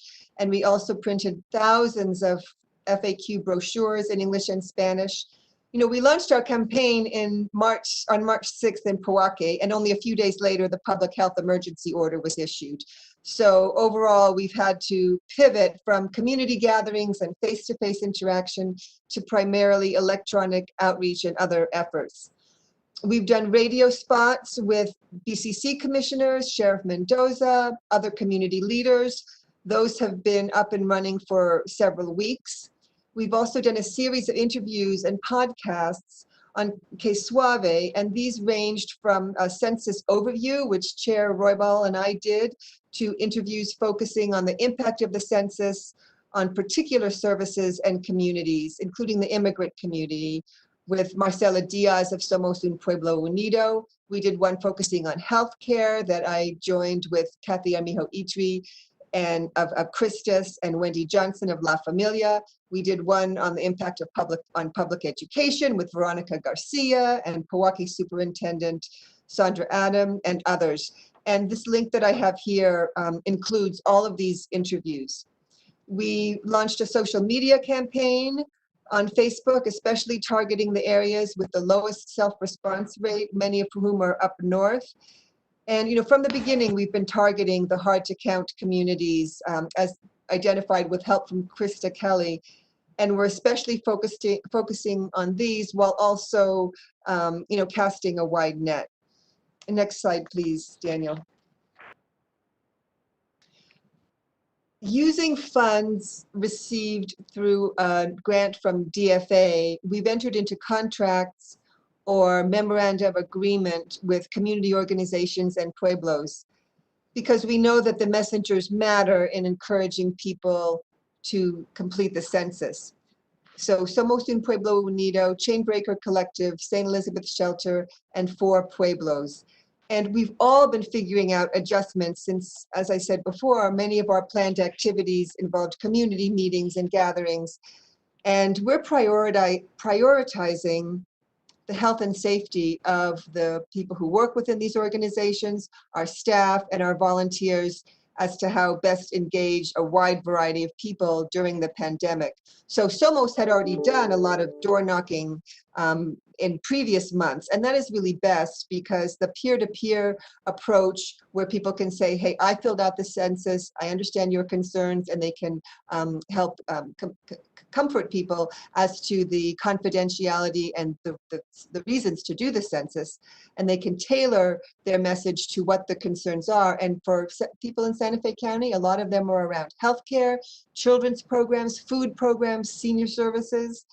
And lately, Somos has been doing a lot of Facebook Live meetings and using a messaging system and phone banking. And also telling people to do this now to avoid a knock on the door. Chainbreaker Collective, most people I hope know about Chainbreaker. They work toward affordable and accessible transportation and housing and public spaces, and they support low-income people throughout northern New Mexico. A lot of people know them from their bicycle program, and they are doing work now similar to Somos, and they're focusing on census tracts with over like 70% people of color, 2/3 Hispanic, a third of the people in their areas have no internet access, so getting people help to do this over the phone is very useful. Most of the people in the census tracts, I shouldn't say most, but about a third are below or near the poverty level. 3/4 of the people they're reaching out to are renter occupied, and it's known that renters are sometimes less inclined to fill out the census. And so they're doing a lot of phone banking, social media, also reaching out to essential businesses. St. Elizabeth Shelter, one of the reasons we wanted to contract with St. Elizabeth is they know and are trusted by the homeless population to go out and get them to complete the census. The pueblos, the pueblos have been having particular difficulty during COVID-19, and they're only beginning to receive their forms because they fall into this update leave category. So we anticipate there will be more of a focus within the pueblos over the next few months. It's very good that the census has been extended. We distributed a Tewa language video to all the pueblos, and I've been working with them providing information and resources. And there's also a U.S. Census liaison assigned directly to the northern pueblos. Our Complete Count Committee. So our Santa Fe County Complete Count Committee that Commissioner Roybal chairs, we just met again on Friday, just a couple of days ago, and these members were all appointed by the approved and appointed by the BCC to include the demographic and geographic hard to count areas and representatives from government, the private sector, health, education, seniors, and all of them are pivoting as well, and they're primarily doing digital, social media, phone banking, email blasts to their communities. They're always including our website. And so among the organizations, I mean, we're talking about Santa Fe Community College, Northern New Mexico Community College, the public schools, Pojoaque Public School, the Santa Fe Chamber of Commerce, AARP, United Way, and some have been providing hard copy materials. But as I say, most of this is being done now through phone banking and electronic means. I mean, the city is putting our FAQ brochures into all their library pickup bags. We're working with Phone Depot. They are putting materials into all the food bags that they are provided using some county funds. So those are primarily the activities that are going on now. Just a few words on where we are in terms of response. So the Santa Fe County self-response goal is 60.7%, and that goal is set by the statewide I Count New Mexico team. And as of July 27th, that's yesterday, we are at 55.6%. So 55.6%, and our goal is 60.7%. Only a handful of counties are doing better than us in terms of the percentage response so far, including Bernalillo, Los Alamos, and Sandoval. Our neighboring counties are down in the 20s, but Rio Arriba and Taos, they have 90% of their households falling into the update leave category. So they just got theirs recently. Now, there are a few counties within Santa Fe, a few areas within Santa Fe County that are still only at 30% or below, and those are primarily in the north, Chimayo, Santa Cruz, Pojoaque, Nambe, and in the southern part of the county, Stanley, Golden, White Lakes.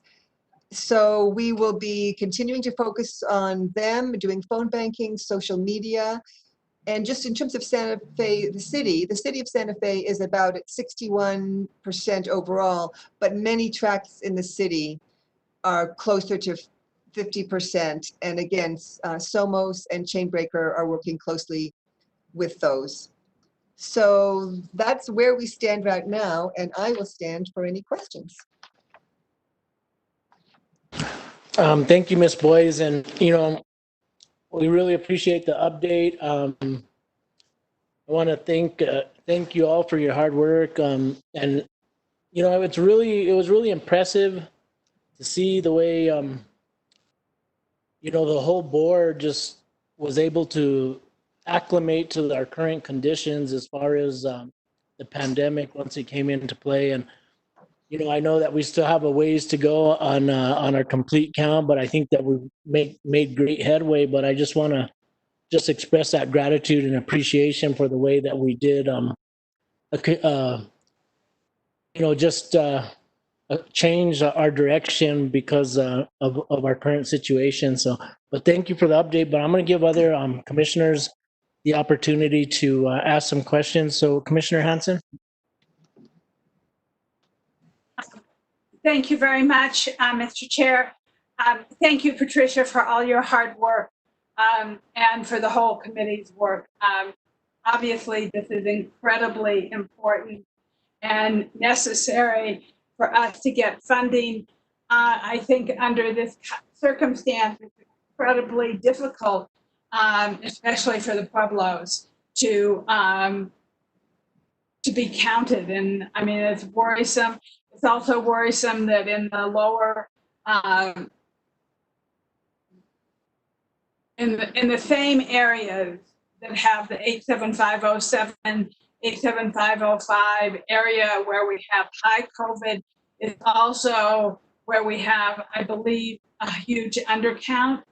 And, it's really important that people have faith and trust in the process and that they feel comfortable giving this information. So I think this is really important, and I appreciate all the hard work that is going into this, because it is not easy under this COVID-19 to count people in these certain areas where we don't have good data. And 60% seems really low to me, but if we're if we're within the range, I guess that's good. I mean, 100% sounds better, but I don't know how we get to 100%.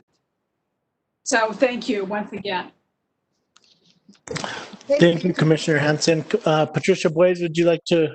Yes, I just would like to speak to what you just said, Commissioner Hanson, about the, yeah, we do want to get to 100%. So it's a little bit hard to explain, but this 60.7% is the self-response, when people do it themselves.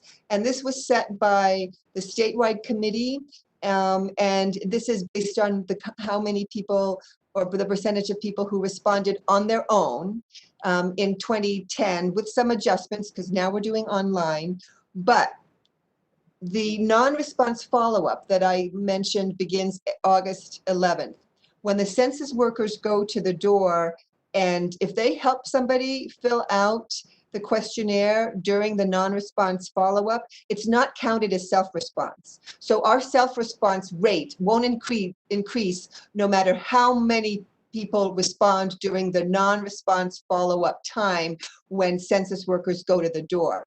So I discussed this with Robert Radigan. So the total response rate is the self-response rate plus the non-response follow-up rate.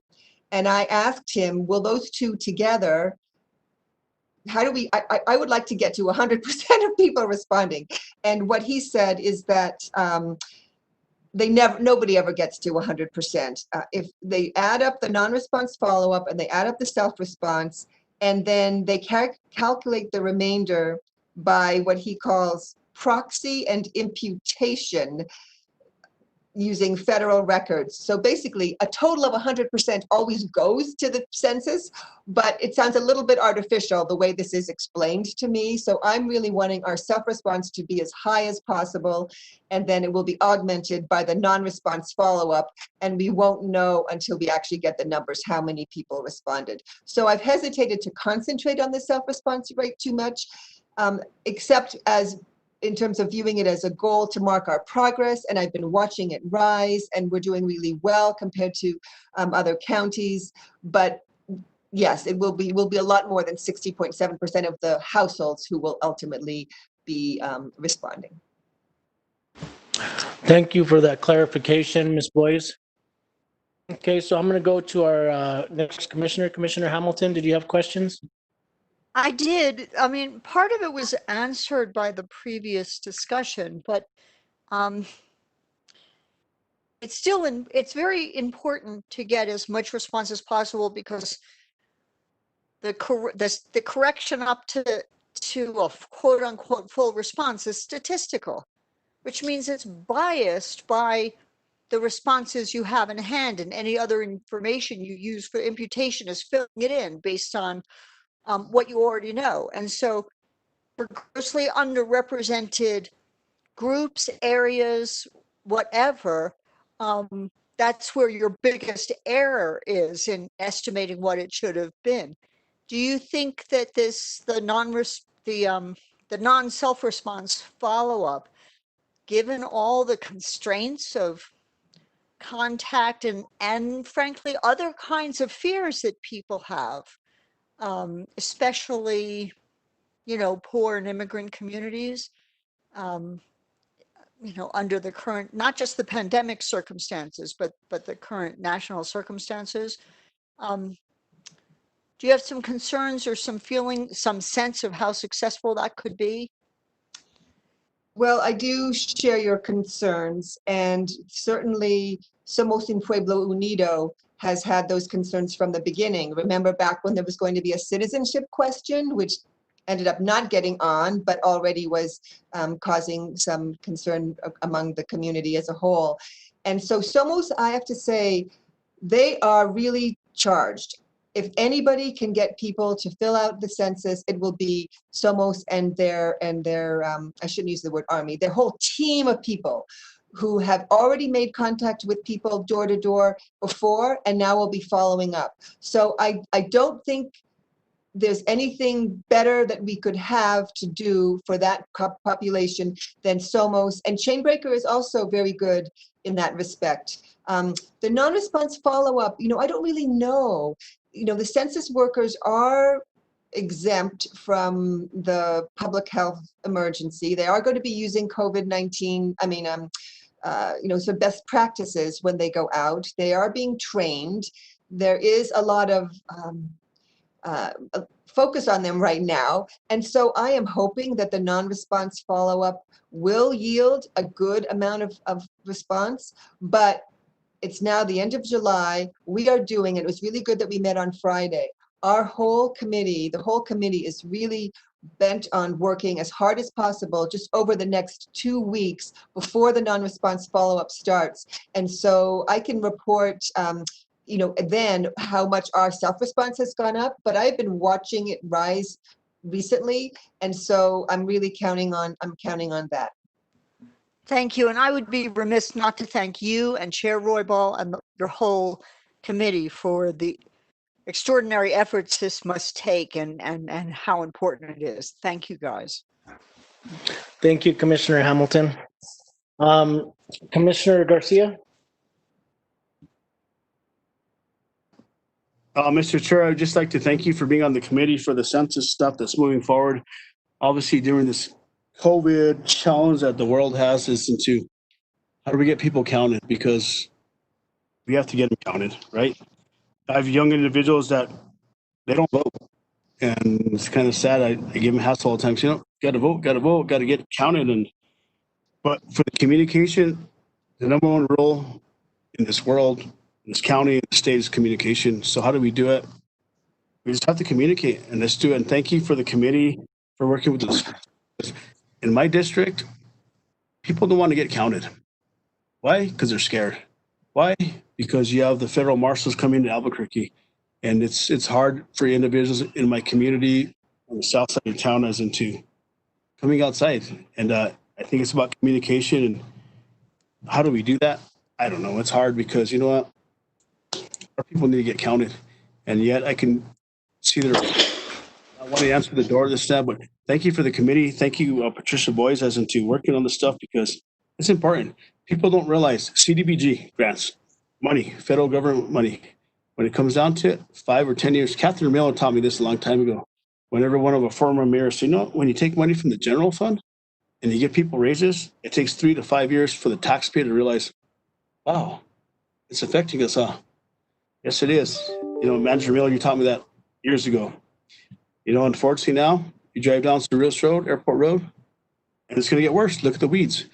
Because we have furloughs of the city, and it's because it gets tough. But the taxpayer doesn't see the tangible stuff for 3 to 5 to 7 years. But people, please get counted.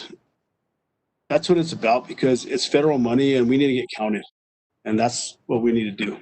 Thank you, Mr. Chair. Thank you, Commissioner Garcia. I couldn't have said it better myself, so I really appreciate that.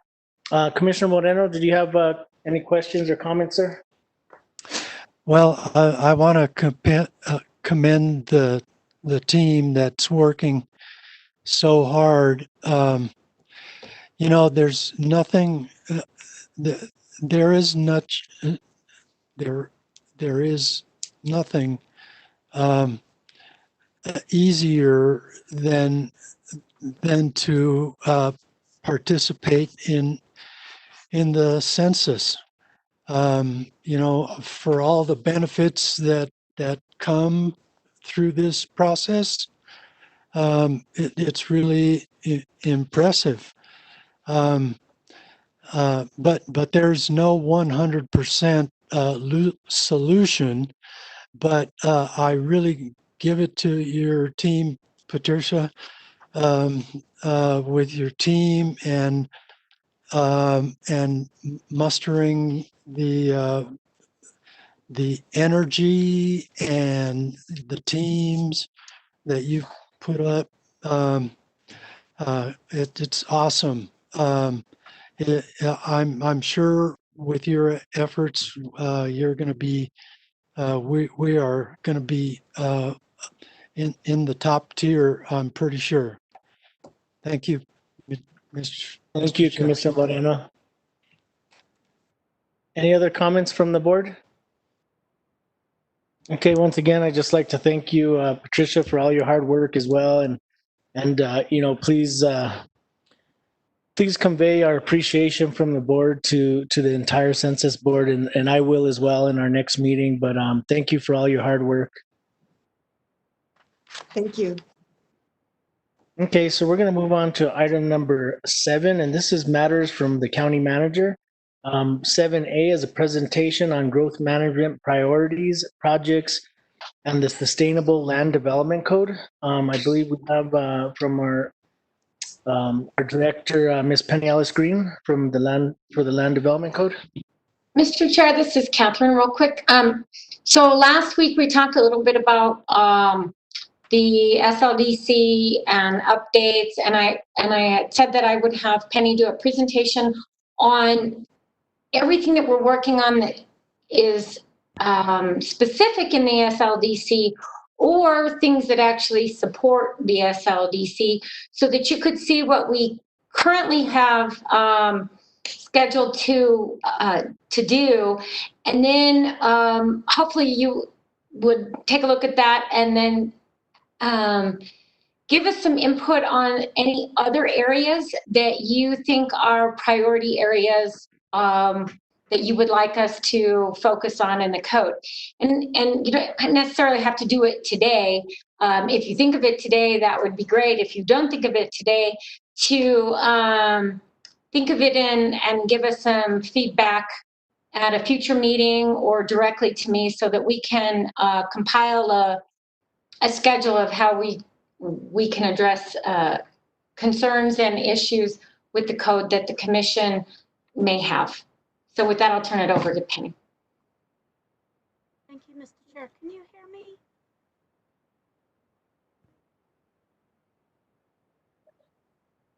We can't hear you, Penny.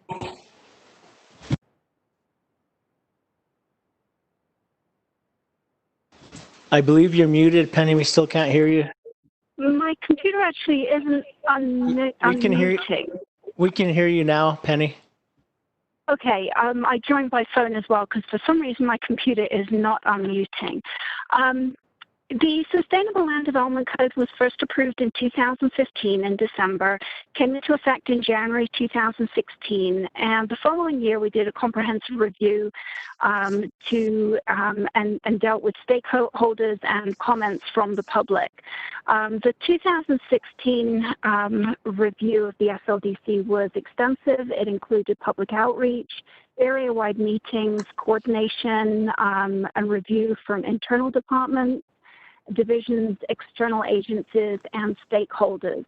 The entire SLDC was then restated during that 2016 review. One difficulty that arose of having the entire SLDC open for review was staff's inability to conduct a really thorough review and analysis of all the changes that were being made. Too many changes were happening at the same time, creating the possibility of further inconsistencies. We also had staff from planning, development review, the attorney's office working almost full-time, so other priority projects were put on hold during that 2016 review. As a result of that, it was recommended that any additional amendments come forward as single sections to the code for changes. And that happened in 2017. We drafted and restated the entire road section of the SLDC. That was section 711. And then last year we rewrote chapter 11, which was the developments of countywide impact. That included our hard rock mining section. And then last year we were directed by the board to start working on the short-term rental regulations.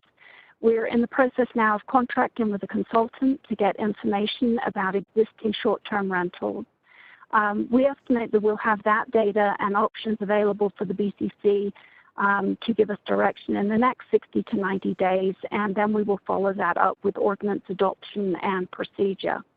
By taking one section at a time, we were able to focus on a smaller area and still move forward with other department priorities. The growth management land use related priority projects that are handled by planning and building development are identified as the priority project of the short-term rentals. Related to that is the business license ordinance, which will need to be updated as we update the short-term rental regulations. We're also doing capital planning, including the 20-year CIP, ICIP, impact fees, land use assumptions, the CDBG program. We also have 2 outdated ordinances that need to be updated to support the county and court cases, and they are the junk vehicle ordinance and the anti-litter ordinance. We're undertaking 1 new community plan in the La Bajada area. We're updating 2 community plans at the moment in the San Marcos area and Tusuque. Related to that, we will then have code amendments to include community district overlays for all 3 of those areas. We are undertaking a community organization and registered organization program implementation. We need to amend affordable housing regulations to be consistent with the SLDC. We have numerous open space plans and management plans for specific properties. And we are also looking at an invasive species management plan, a pollinator management plan, and a Pinyon Jay conservation plan. We're undertaking a county-wide transportation plan. We are running a transfer of development right program, so our TDR program implementation, including qualification reports, TDR certificates, and TDR bank implementation. We are currently updating the La Bajada Ranch conceptual plan and undertaking the aggregate implementation. So in addition to all of these projects and directly related to the SLDC, we've had applications coming through the process, and so staff has identified technical changes that will require multiple sections of the SLDC to be changed. We've been able to identify these sections as projects come forward. So for example, we've had the first application for rezoning and the creation of a planned development district. We've also had our first projects both selling and proposing to utilize TDRs. So staff proposes to bring forward individual ordinances to address these technical changes. So far, we've identified Chapter 12, which includes our TDR and our CIP sections, the Planned Development District in Chapter 8, amending Chapter 13 to require all developments over 5 lots to provide affordable housing. And we've also got some other minor technical changes there. The subdivision section, Chapter 5, related to the extension of preliminary plats to be consistent with the statute. Chapter 1, rezoning criteria. We've got numerous typo and numbering updates that we would bring forward. In Chapter 7, we also have the water harvesting section that needs to be updated. We have identified use list table changes in the SLDC, and we need to incorporate language from written advisory opinions that have been created through the SLDC. A review in relation to the recently approved BCC pollinator resolution to determine if we need to amend the SLDC for that. And also, if the state approves the 2018 Energy Conservation Code, we'll need to review the SLDC, including the energy efficiency section, to see if changes are needed. So a proposal at this point is to take one section at a time or one chapter at a time and run these projects at the same time as the other major land use projects that we have underway. And Mr. Chair, I'll stand for questions. Thank you, Penny. I'm going to go ahead and go to commissioners for questions. I'll start with Commissioner Garcia. Okay. Thank you, Mr. Chair. Thank you, Penny, for your presentation. So back in the days, whenever we adopted the first code, Penny, you know this, Mary Helen Fallingstead, Judy McGowan was there in 1981. And that's when the first county code got adopted in 1981. Since then, we've done some amendments to the codes.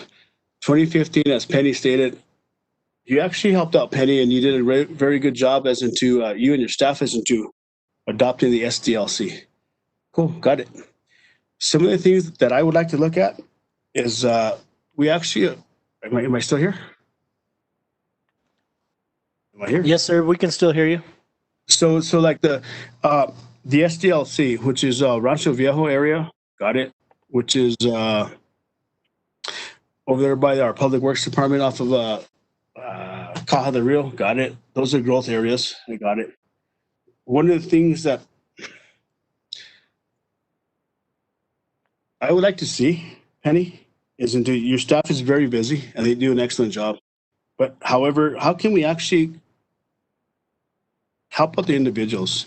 I actually went with this gentleman to Rio Rancho the other day, and he said I walked in. He got a 25,000 square foot facility. You know what they did? They sat down with him and said, "You know what? Sit down, Mr. So and So. You want some coffee? You want some donuts? Do you want some pastries? What do you want?" And will fill out the paperwork for you. They give him a permit. And one thing, I guess, what I'm going to say, because I say I get in trouble, but this isn't trouble. However, is whenever I used to go downstairs with the old lady or the old man and get their warranty deed and fill out their paperwork. Say, sign here. Here's your application. And recently, I had some challenges with some individuals at the county as into me trying to help out the elderly to get a permit. Like I always use this as an example. My grandma, she doesn't have a cell phone. My grandma wanted to get a permit in addition to her home, she'd be lost. She doesn't know how that would work. And so a couple of things I would like to see is, the whole 15-minute thing, I get it. I got a call from Mr. Dalton today from Edgewood. He drove all the way up from Edgewood. You know this, Penny. It took an hour and a half for him to get here. He turned in his paperwork. He went back home, came back, and it's kind of like I should talk to Jack Kochmeyer about this. Can we have a satellite office there? Because people from Edgewood come all the way an hour and a half. You don't have a septic tank permit. Bye, goodbye. So now we're actually working with them because your staff is working with them as into, okay, when you come back next week, bring your septic tank permit. Okay, got it. So some of the other things I would just like to look at is TDRs. Where are we at with TDRs?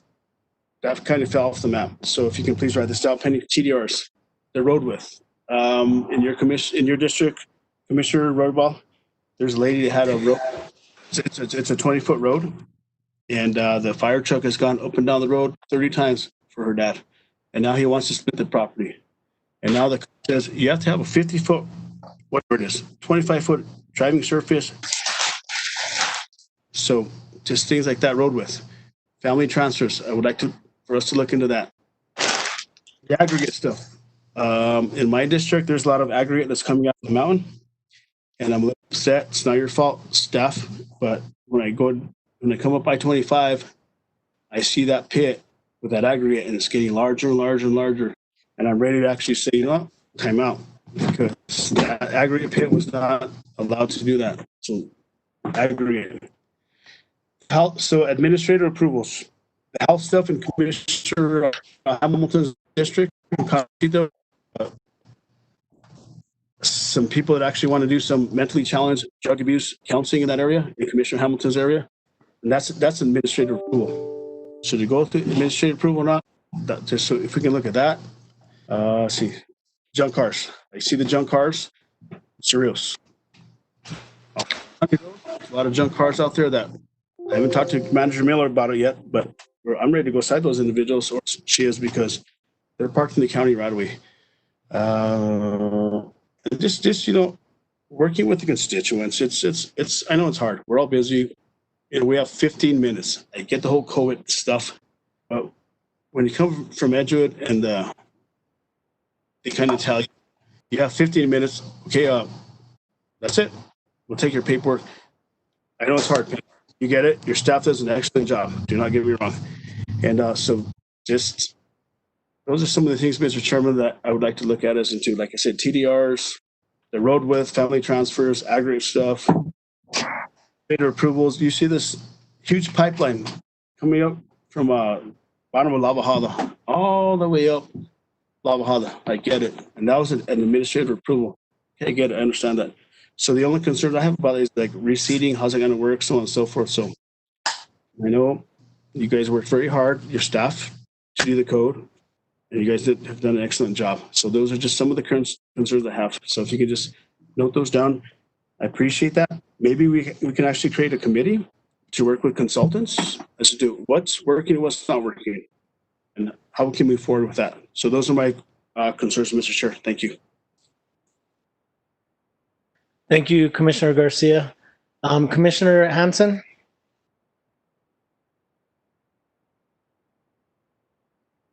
Thank you, Penny, for all of the things that you were working on. I see that on your list, you already have the TDRs, and I know that we worked on the road with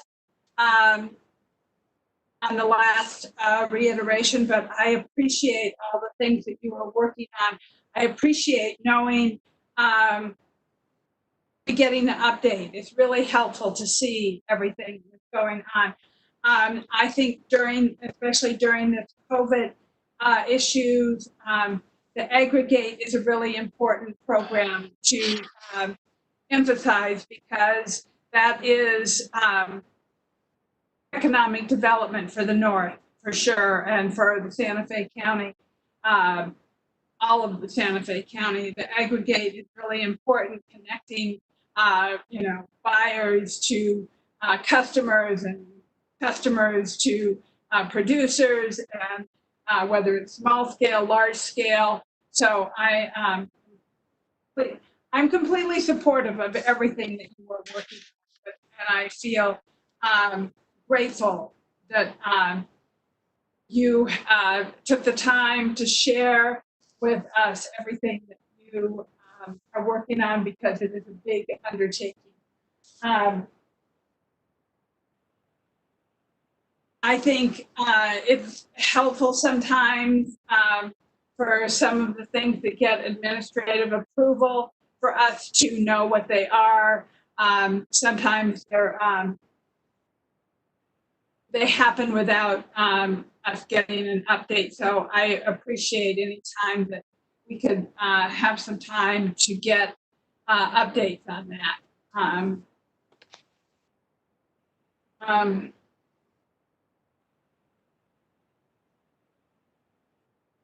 So I think you're plenty busy. What I hear Commissioner Garcia saying is customer service and his concerns about customer service. And I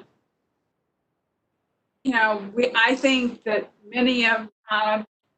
much of Santa Fe County is about customer service. That's what it's about. And I think in many, many ways we do an excellent job in customer service and providing connections. During this COVID-19 time, we're limited, we're stressed, and I think we all have to be patient and understand that this is a challenging time, not only for staff, not only for the clients and the customers that come in, but for the whole gamut of everything. And so I want to recognize you for your extremely hard work. I am grateful that you are there. You are competent and capable, and I appreciate everything that you are doing. So thank you. Thank you, Commissioner Hanson. Chair, if I may, on that note. Commissioner Hamilton? Sorry. Commissioner Garcia, go ahead. Just really quick, one of the things that is efficiency, energy efficiency, and for the local individuals. I understand, Commissioner Hanson, I agree with you 100% as into solar, this and that.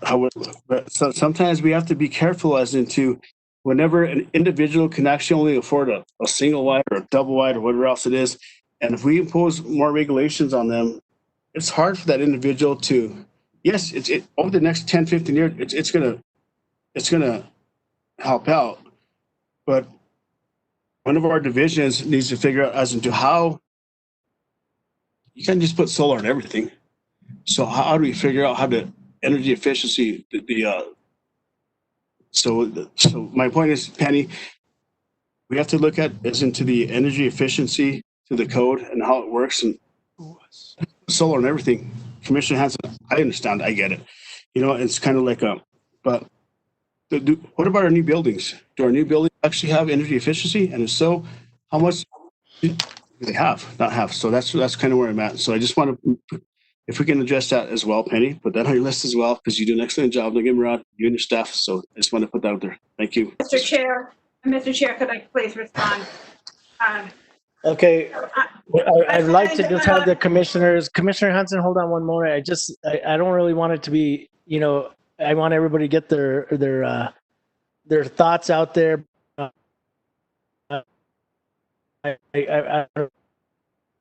don't want to keep going back and forth and we haven't gone to other commissioners. I'm going to go ahead and allow this, but let's try and make sure that we're moving along. Okay, so go ahead, Commissioner Hanson.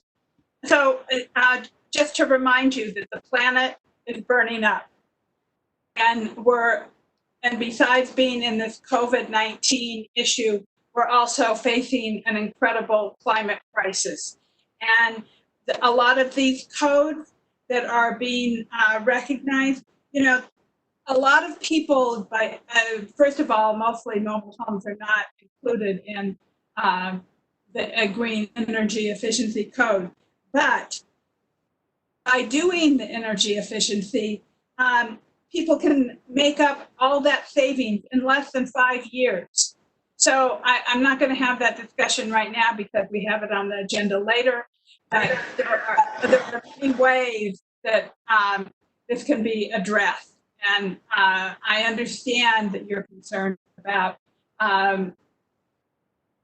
underserved individuals. So with that, Chair Roybal, thank you for allowing me a few moments. But I just, and I really appreciate that. But I also recognize that the other commissioners need to have some opportunity to say some things. So thank you. Thank you, Commissioner Hanson. Can we go to Commissioner Hamilton? Thank you, Mr. Chair.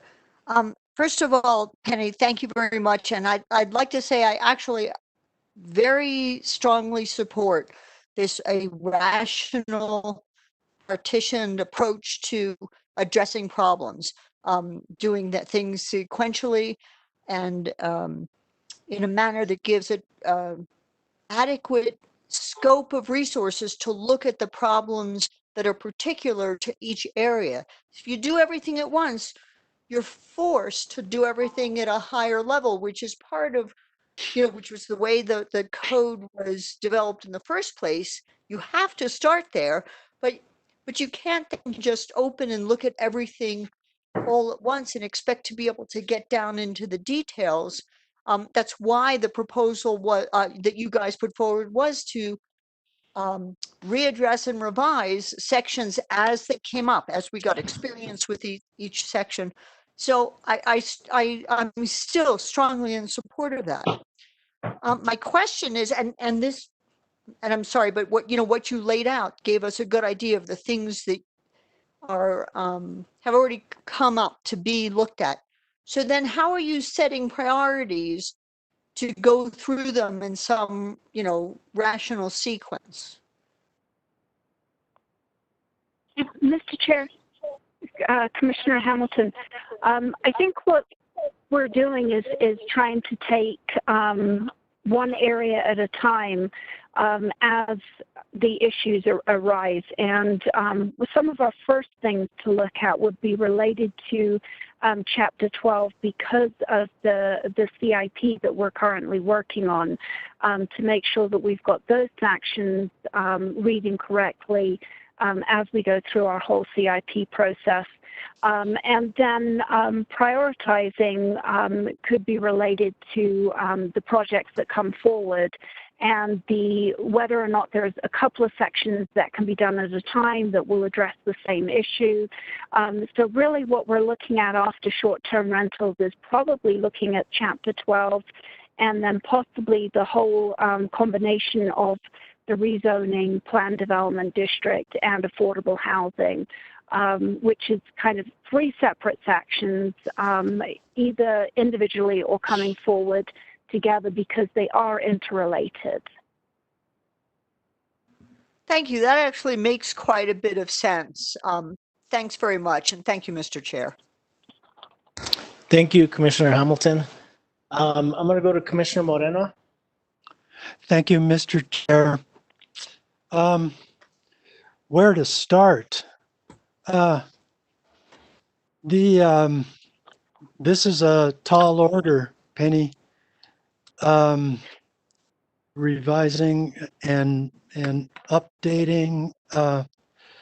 So I'm just gonna give a couple of examples of what I would want to focus on. You mentioned transportation. Make sure you connect with the Blue Bus. The DCI, we have to get a handle on the toxics and the dangerous materials that are just laying out there. And if there's such a thing as a global operation to bite the bullet and just get it done. It might take a lot of money, but I'm pretty sure the results would be very, very good. Right now we have a problem in the mountains here, and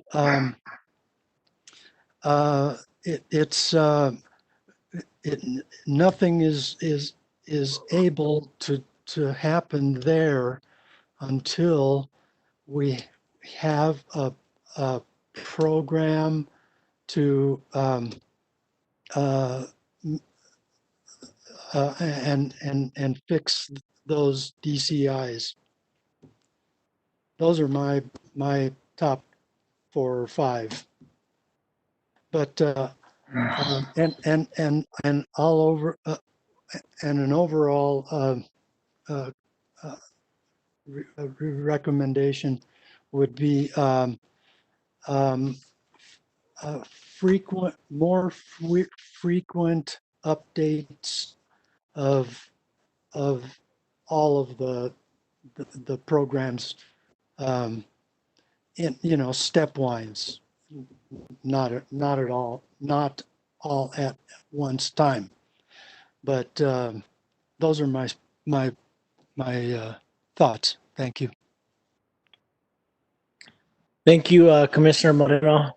And I did want to ask, I'm not sure if you actually answered this question yet, but I was curious. I know that we have the different times and the opportunity to look over different areas of our land development code or multiple areas to see if there's any areas where we can improve. I also wanted to ask, as far as community overlay, is that something that the community can sort of look at to possibly make an amendment to their community overlay at different times, or is that something that has to be during certain times, or how does that work? If you could kind of give us guidance, Penny. Thank you, Mr. Chair, Commissioners. The way a community overlay would work is we would need to establish a community planning committee and address what it is they actually want changes to see if their community plan needs to be changed first. We are doing that process right now with 2 communities, with San Marcos and with Kisuke, who wanted changes, and therefore they came back through the process to look at their community plan, where those changes needed to take place in their plan, and then they would do an associated overlay district as well. They have one right now, so it would be an amendment of their overlay.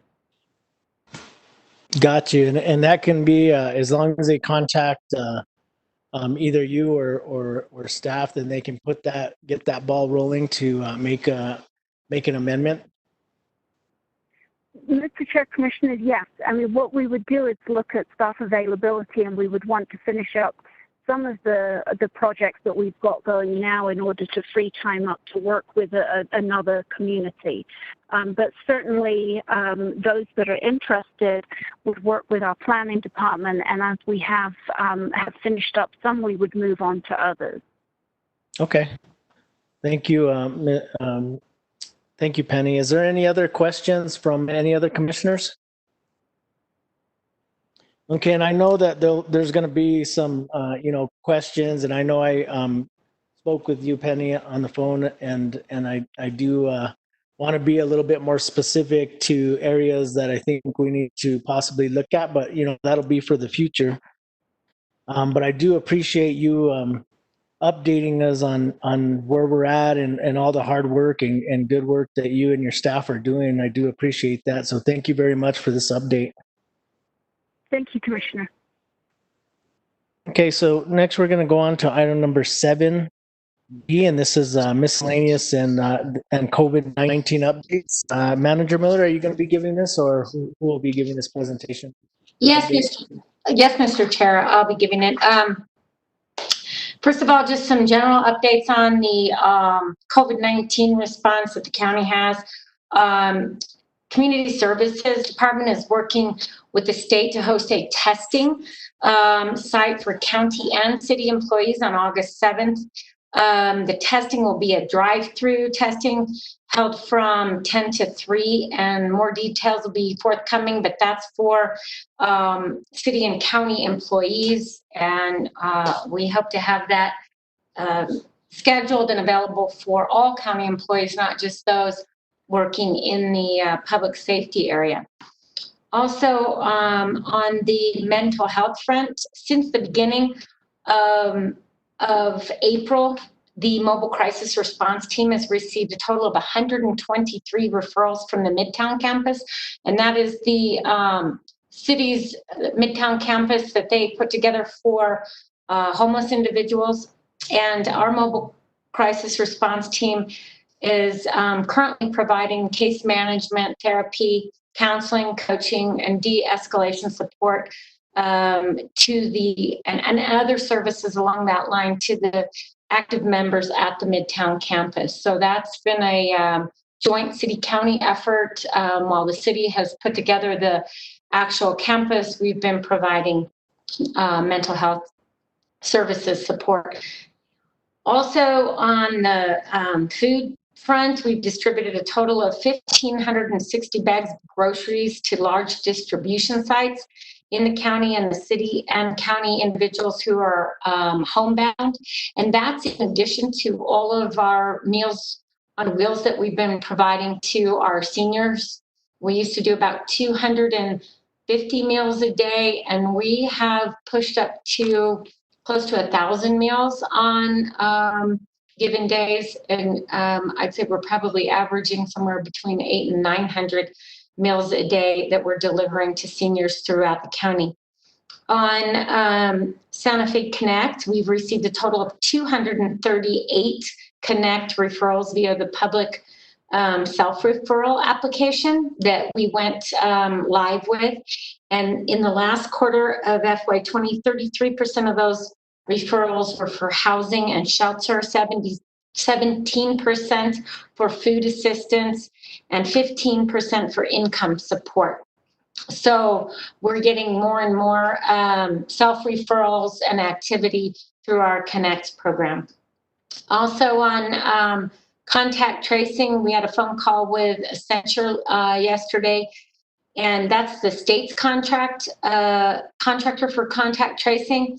And we'll be meeting again with them on Friday to have a discussion between Santa Fe County, Accenture, and the state to determine if we can move forward with a localized effort for Santa Fe County residents who have tested positive.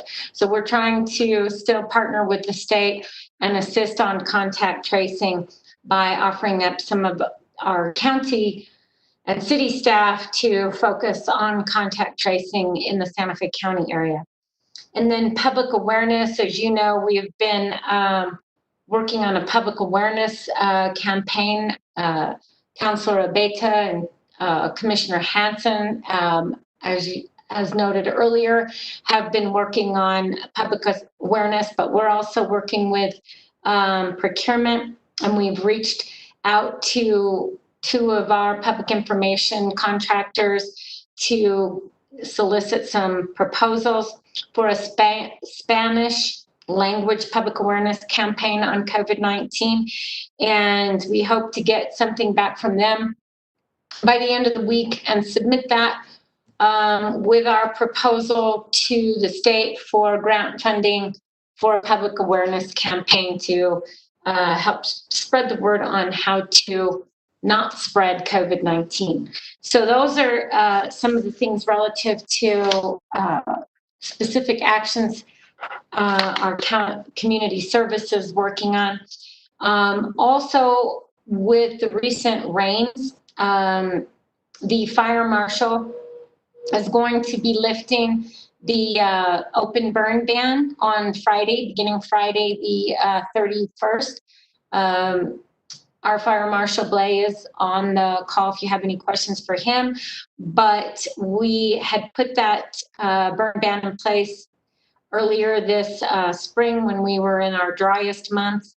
And now that the monsoon season has begun, and we feel that we have adequate PPE for our staff to respond to any incidents that may arise out of an open burn, we are allowing residents to go back to doing open burns, and residents are encouraged to undertake field maintenance and maintenance of defensible space around their homes and structures. And those who had a previous permit can utilize their permits, and those who are in need of applying can, starting on the 31st, the open burn permits may be applied for online. And then the last update I did mention at our last BCC meeting that we would be ending the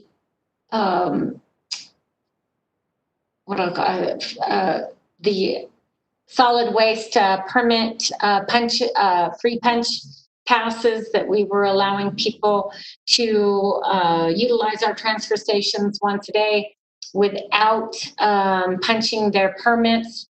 We will be resuming punching those permits on August 1st. We put the word out about that. We provided tens of thousands of dollars of free services over the last 4 months for that. And we're now at a stage where our budget can't really sustain that.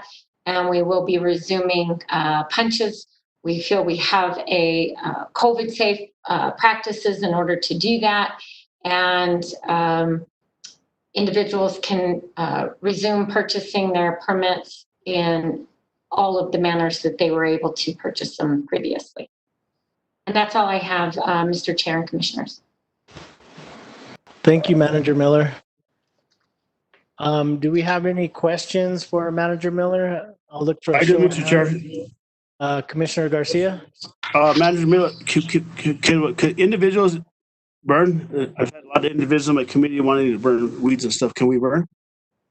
Mr. Chair, Commissioner Garcia, they do have to get a permit through our fire marshal, but if they previously had a permit that authorized it, starting July 31st, that ban will be lifted, and they would be able to do that, or they can go online and apply for a permit if they don't currently have one.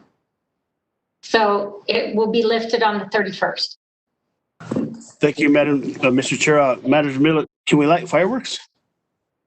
No, I still think the restrictions relative to fireworks are in place. We didn't put our local ban in place on fireworks. So those that are allowed by law, I believe, are still allowed by law, but the fire chief or fire marshal might have more to say on that. Thank you. I'm okay with it. You know, as policymakers, we have to have some sense of humor doing this. So that's why I asked that. Thank you, Manager Miller. Thank you, Mr. Chair. Thank you, Commissioner Garcia. Do we have any other questions? I'm looking for a show of hands from commissioners. Okay, so I don't see any other commissioners with questions. Mr. Chair, real quickly, just go ahead. to Commissioner Garcia's point, we did not put a local fireworks ban in place this year. Just as a reminder, there's very specific drought requirements we have to have in place, or conditions that have to be in place. So we did not put a fireworks ban in place at the local level, but we did put the open burn ban in place, and that's what's being lifted on the 31st by the fire marshal. Thank you, Manager Miller. Thank you. Okay, so thank you for that update. We're going to go on to our next item, and this is item number 8, matters of county commissioners and other elected officials. First, I'm going to go to county commissioners, and I'm going to go to Commissioner Hansen. Thank you. I asked Daniel if he could share with all of the other commissioners the little PSA that Councilor Beta and I did. So I believe he's going to try and send it out. Okay, so right there, if people click on the YouTube link, you can actually see it. It is it's up on YouTube. It's on my Facebook page if you're friends with me on Facebook. But it's a 20-second video about wear a mask, social distance, wash your hands, and it's really geared toward the southern part of the city and county area where we have the largest COVID-19 issues. Also, I just want to mention, along with COVID, that my sister and nephew live in Los Angeles County, and my nephew has been tested positive for COVID-19. And so I am really concerned about this. He got it from where he works, and it's, I am really happy to hear that we are going to be testing all of our city and county employees. I think that is really important. And social distancing, wearing a mask, washing our hands is really important. And I think Catherine and Rachel and all of our team, the city and county teams, are working so hard on these issues, because we need to get it under control. I mean, everybody wants their children to go back to school, but we can't really send children back to school until we have our numbers going down. So I hope that people will work on that. I might have some other things to say, but at the moment, Mr. Chair, that's all that I'm going to share at the moment. Thank you, Commissioner Hansen. Commissioner Garcia, did you? Sorry, Daniel Fresquez. So I sent the link through the chat feature on WebEx. If I don't know if you want to take like a 20-second break so everybody can watch it. I asked IT to stream it so we can watch it at the same time. Okay, yeah, that's fine. Okay. Okay, can we all watch it together? So what we'll have to do is click on the link. We can watch it separate from the meeting, and then we have to come back into the meeting. So, Mr. Chair,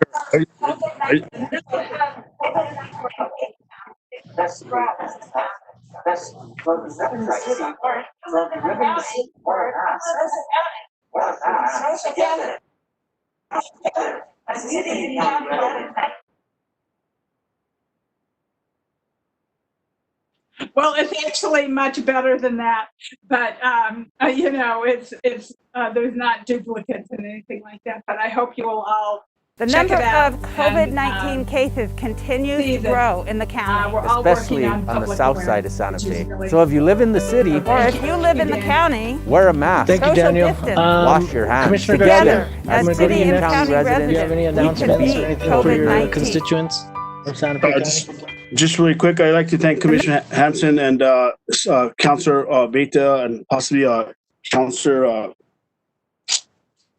Chris. As in, you know what? 87507 has the most uprising testing. And Commissioner Hampson, thank you for working with Councilor Beta and Chris, Councilor Chris, as in to just put. Yes, I know. As in putting the awareness out there, I appreciate that.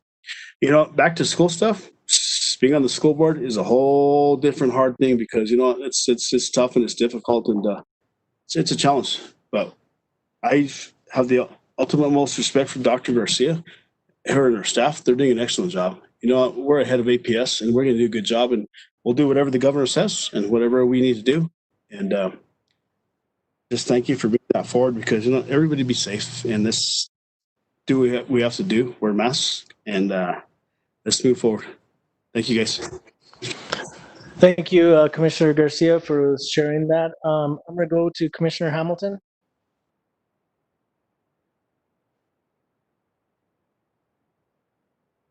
I think you're on mute, Commissioner. Yes, I'm sorry. I forgot I was muted in both places. We're coming up on the first Saturday of the month. And so this Saturday, August 1st, I'm going to host another Coffee with the Commish at 9 o'clock, 9 to 11. We're sending out the WebEx, not the meeting link to everybody in the district. Please call in with whatever thoughts or concerns you have. And then I just want to, in part, add my voice to the encouragement to everybody, knowing how hard a time this is with the pandemic, but how important it is to really be compliant and bring everything down.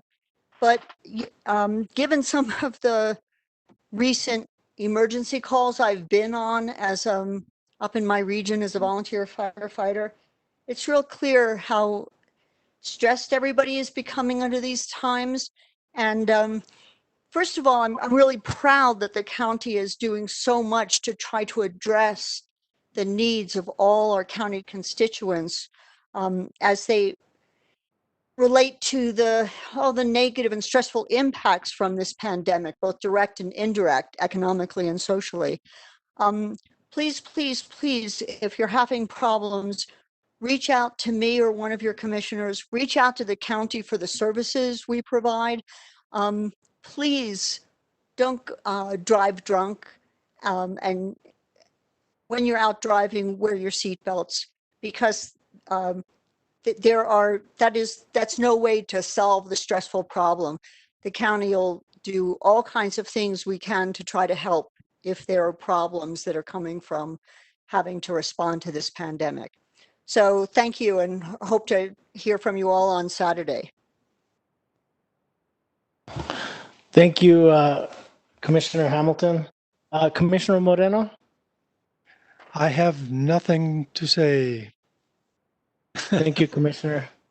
Thank Okay, you. so I'm going to go on to item number 8B, and this is announcements and comments from other elected officials. Do we have other elected officials that would like to address their constituency? I'm going to go to Madam Clerk. Chair Roy Ball, thank you. I just would like to encourage residents in Santa Fe County to go to the clerk's webpage and check on their voter registration file. It's an opportunity to start looking at your voter registration file, see if it needs any updates, an updated address, whatever updates that you feel that need to be on your voter registration file. It's a great opportunity now rather than waiting later.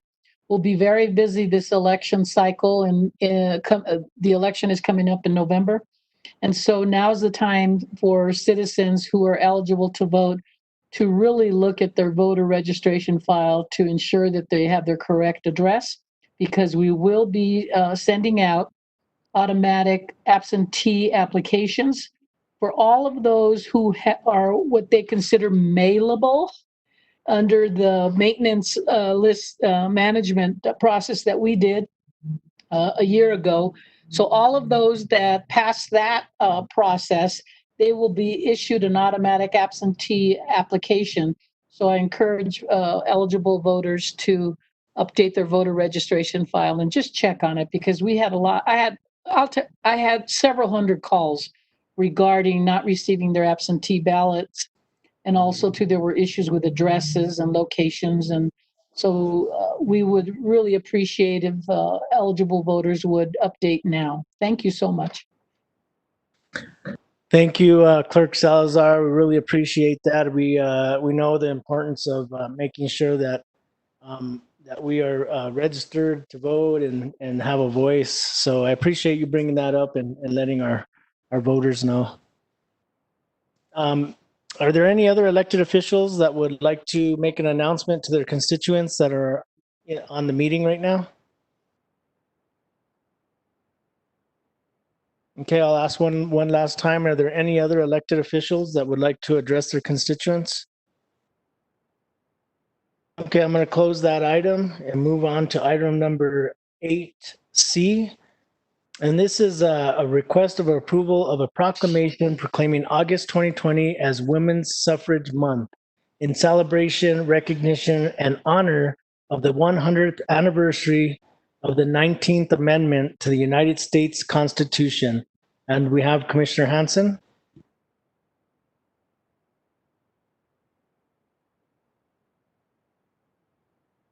I believe you're on mute, Commissioner.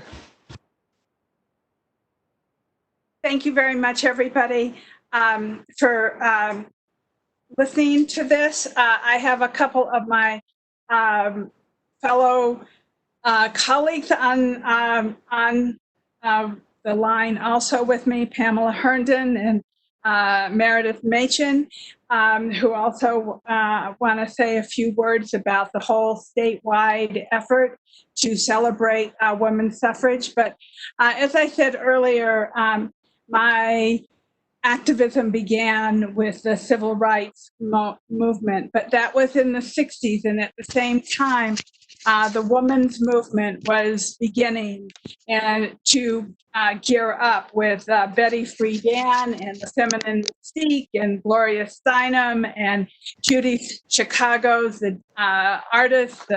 There was a lot of movement and things happening in the late 1960s and 70s. And I became very active. I marched in Washington, D.C. I marched in San Francisco. I marched in Berkeley. I marched in Los Angeles. I was very, very active in the women's movement because the women's right to vote took 72 years. And I brought this, I'm presenting this resolution on behalf of my constituents and all county constituents in the hope that we can collectively celebrate and honor this historic decision and recognize and honor all those who worked tirelessly to petition our government to make this happen all those years ago. Unfortunately, many of the celebratory events that local organizers have planned for the next month are no longer feasible due to the COVID-19 pandemic. However, organizers have found very creative ways to celebrate and honor this event and still abide by the governor's public health order. And I'm going to let Meredith and Pamela say a few words about a couple events that are happening since they are the organizers. Pamela or Meredith, which one of you would like to go first? I know you're on the line. I saw you earlier. Well, I'll say a few words. This is Meredith Machen, and I'm the League of Women Voters of New Mexico, past president and history chair, and work with education. And I work with Santa Fe County League, and I just want to say, after listening into this meeting and watching the work of Santa Fe County, is that you are so full of service to your constituents, and the history is so strong. And I hope that this is, something we can encapsulate and get into the history books, because you have bent over backwards during the pandemic to provide all these safety net programs. And that's one of the reasons that we wanted to recognize women's right to vote. And we realize we have some fabulous men who are on the county commission. But we do have a female city manager, and Catherine Miller's county manager. And, there are a lot of women, thanks to the efforts 72 years ago to get the vote. And you are right on the same property where a lot of the activities took place. From 1915, national suffragists came to New Mexico and marched right on Grant Avenue up to the house of Thomas Ketron, who was obstructing the amendment in Congress. And Nina Otero Warren lived right across the street in the house that is now going to be renamed the Otero Bergere House. It's the Georgia O'Keeffe Research Center. And we are just delighted and so appreciative of Commissioner Hansen's leadership on this. There will be a car parade. Do you want me to tell about that right now, briefly? Absolutely, go ahead. Okay, on August 23rd, which is a Sunday, from 2 to 3 p.m., there will be cars going by your new headquarters and also Nina Otero Warren's house. They will be following the route that the suffragists took in 1915 when they were clamoring for the vote, and Thomas Ketron would not change his mind. He said women belong in the home, taking care of children and washing dishes, and women protested loudly. And there have been a lot of different articles written in the New Mexican and nationally, of course, about the suffrage movement. But if you look at the National Park Service, the 19th Amendment in New Mexico, it will show the Nina Otero Warren's house, which is right across the street, and tell a little bit about the 19th Amendment. So you are on the national, this is the national map for New Mexico's entry is Grant Avenue. So we will be driving by safely from 2 to 3. We're going to meet at the Capitol and wend our way around by City Hall and the federal courthouse and so on, to come, and we will honk in front of your headquarters and also Nina Otero Warren's house, and that'll be very safe. And then Pamela Herndon can explain to you about the virtual celebration that we're going to have in Albuquerque on August 26th, which is Women's Equality Day. So I'll turn it over to Pamela. Thank you, Meredith, and good afternoon, commissioners, and thank you for giving me this opportunity to tell you about the big virtual celebration that we'll be having. Although it's starting in Albuquerque, it really is a statewide event, and we are very thankful for Commissioner Hansen for introducing this wonderful proclamation today to recognize the 100th anniversary of the 19th Amendment. And within that proclamation, she talks about New Mexico being the 32nd state in the Union to ratify the 19th Amendment. And in that honor and a part of the virtual event, we are asking women from all over the country, the other 49 states, to join us on the virtual stage on August 26th as we celebrate this 100th anniversary. But do you know that also another big event that's happening on that day and time? This is also the 50th anniversary of the year that 18-year-olds got the right to vote.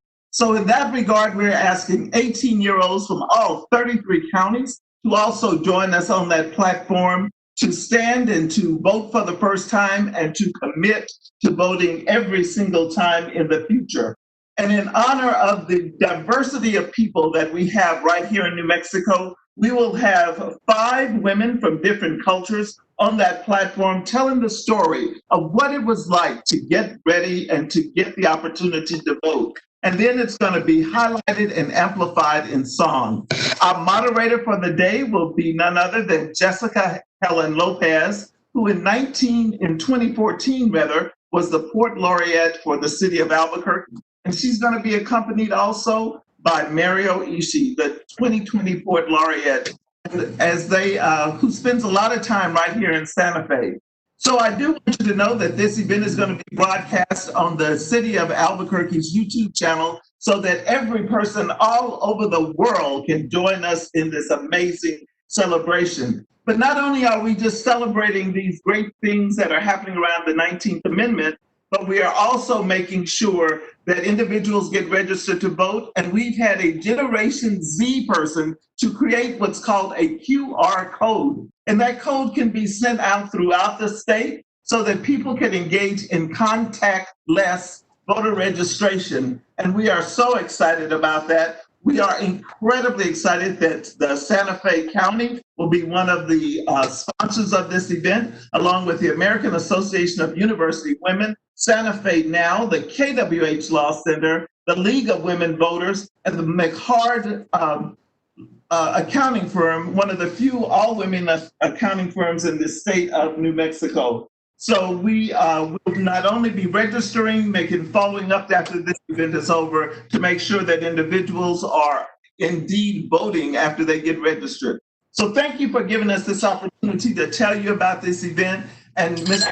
Commissioner and all other commissioners, we look forward to having you join us. We'll be looking forward to a virtual coming onto your platform to bring you back onto that very virtual platform so that people all over the world can see you. Thank you, Commissioner Hanson. We sincerely appreciate the work you've done. I just want to say a thank you, Pamela, so much, and thank you, Meredith, for joining us. I want you all to know that I have worked with Pamela for probably the last 15 years on many different projects, but I met her when I was chair of the acupuncture board for the state of New Mexico, and she was working at RLD as their attorney. And we have bonded ever since then and been cohorts in many projects together. And I am honored to continue to work with you, Pamela, all of these years and many, many years into the future. Pamela is also one of our emerged supporters. Commissioner Hamilton and myself are both part of a women's organization, and we're honored to be part of that also. I am honored to have my fellow commissioner, Anna Hamilton, who most people confuse us constantly. Even our own commissioners on the board sometimes forget which one they're talking to. So, but we are a strong team together at the county, and we're honored to have Catherine Miller as county leadership as one of the really strong county women leaders. Before I read the proclamation, I also want to remind people that by July 31st, you need to send in a picture for the porch parade. And that will also be up on the website and Facebook. And you can go to the League of Women Voters and find out information about that. My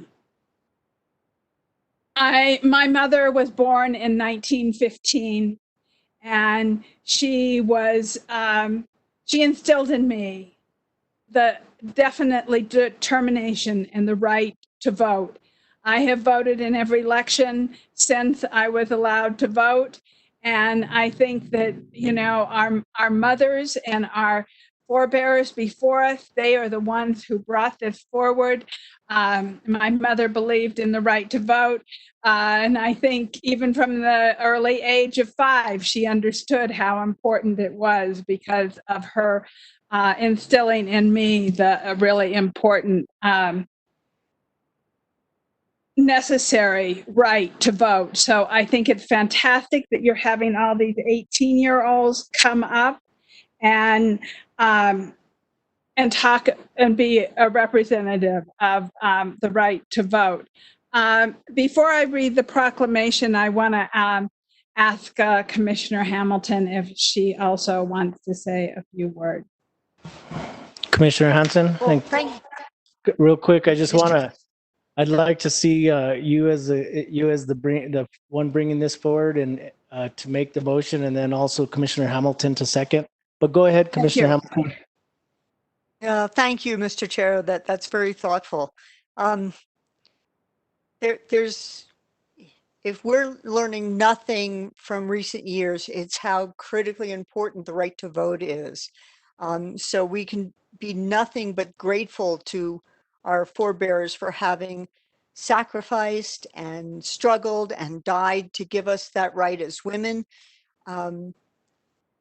Just because everybody should have that right. And I guess I personally feel that now more than ever during my lifetime, disenfranchisement is a real threat. As celebrating this is a wonderful way to bring to everybody's attention how valuable voting is and how important it was to give women the right to vote. Everybody of all races should have equal access and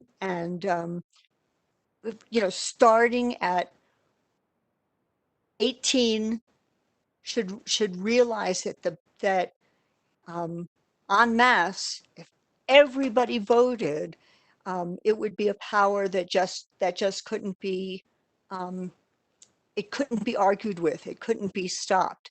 And so I hope as we celebrate the success we had years ago, we also commit to working as hard as we possibly can to make sure that under the very unusual circumstances on multiple fronts, not just the pandemic, but that's kind of an obvious thing to call upon, that we work to make sure everybody has access to voting and can do it safely come November.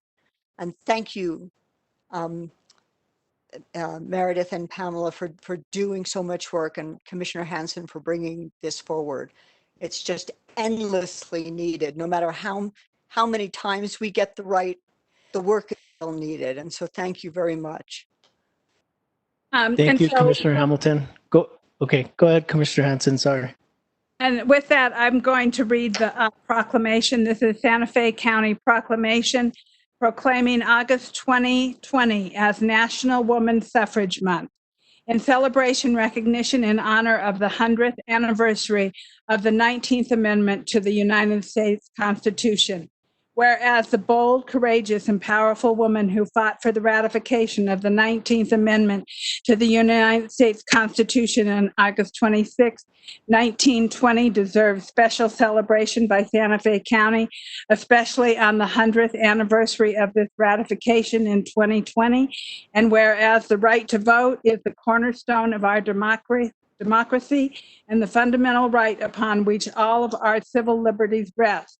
And whereas the United States Constitution adopted in 1789 left the boundaries of suffrage undefined and voter qualifications were delegated to individual states and all states, with the exception of New Jersey, adopted constitutions that afforded the right to vote to land-owning white men and denied voting rights to women. And whereas women first organized and collectively fought for suffrage at the national level in July of 1848, the campaign, which lasted over 72 years, is considered by many to be the most significant achievement of women in the progressive era.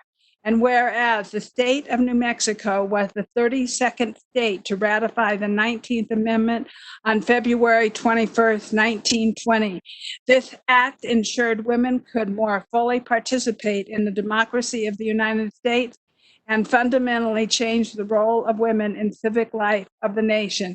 And whereas August 26th marks the centennial and ratification of the 19th Amendment by 3/4 of the states, including New Mexico, which ensured that all across the country the right to vote could not be denied based on sex. Whereas the 19th Amendment did not guarantee suffrage for all people, Native American men and women did not gain the right to vote until 1948, and Asian Pacific Islander American men and women, it was 1952.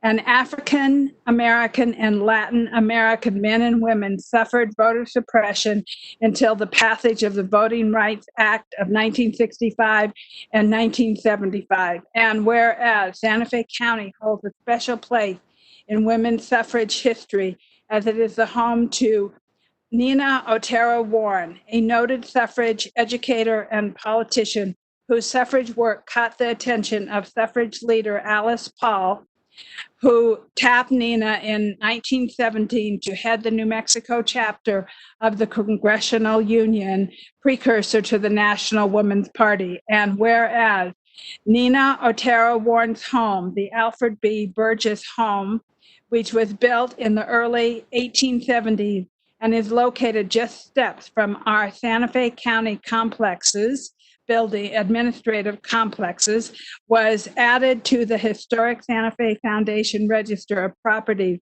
worthy of preservation in 1974 and was recently renamed to become the Otero Berger House by Historic Santa Fe Foundation Board of Directors to honor the Otero family's contributions to the community. Whereas thousands of New Mexican women advocated for the right to vote on the streets, in the newspapers, in the state capitol, and throughout the state, whereas the women's liberation movement of the 1960s and 70s sought equal rights and greater personal freedom for women due in part to the publication of Betty Friedan's 1963 best-selling book, The Feminine Mystique, which pointed out the disparities between the sexes at the time, including that women held very few positions of power. And whereas on August 26, 1970, 50 years after the passage of the 19th Amendment, 50,000 feminists marched down New York City Fifth Avenue, and throughout the United States, demonstrations were held by the National Organization for Women Now, which supports three specific goals: equal opportunity employment and education, free abortion on demand, and establishment of 24/7 childcare centers with signs that are now famous today: sisterhood is powerful. And in 1972, Title IX was signed into law forbidding discrimination based on gender in any educational program that received federal funds. And whereas in 1963, after legal strategizing, by now, the United States Supreme Court legalized abortion in all 50 states. And whereas in January of 2009, President Barack Obama signed into law the Lilly Ledbetter Fair Pay Act, protecting the right of workers and clarifying that discrimination based on age, religion, national origin, race, sex, and disability shall be recognized and rectified. And whereas on January 21st, 2017, the day after the inauguration of the 45th President of the United States, and in response to tensions caused by his anti-woman remarks, women worldwide organized the Women's March, the largest single-day protest in the United States national history, to advocate for legislation and policies regarding human rights and the other issues, including women's rights, immigration reform, healthcare reform, reproductive rights, climate crisis awareness, LGBTQ rights, workers' rights, and tolerance. And whereas in the fact that today women are active in local and state national government and are running for office in unprecedented numbers remind us that we are all following in the footsteps of these resolute American activists and suffragists. And whereas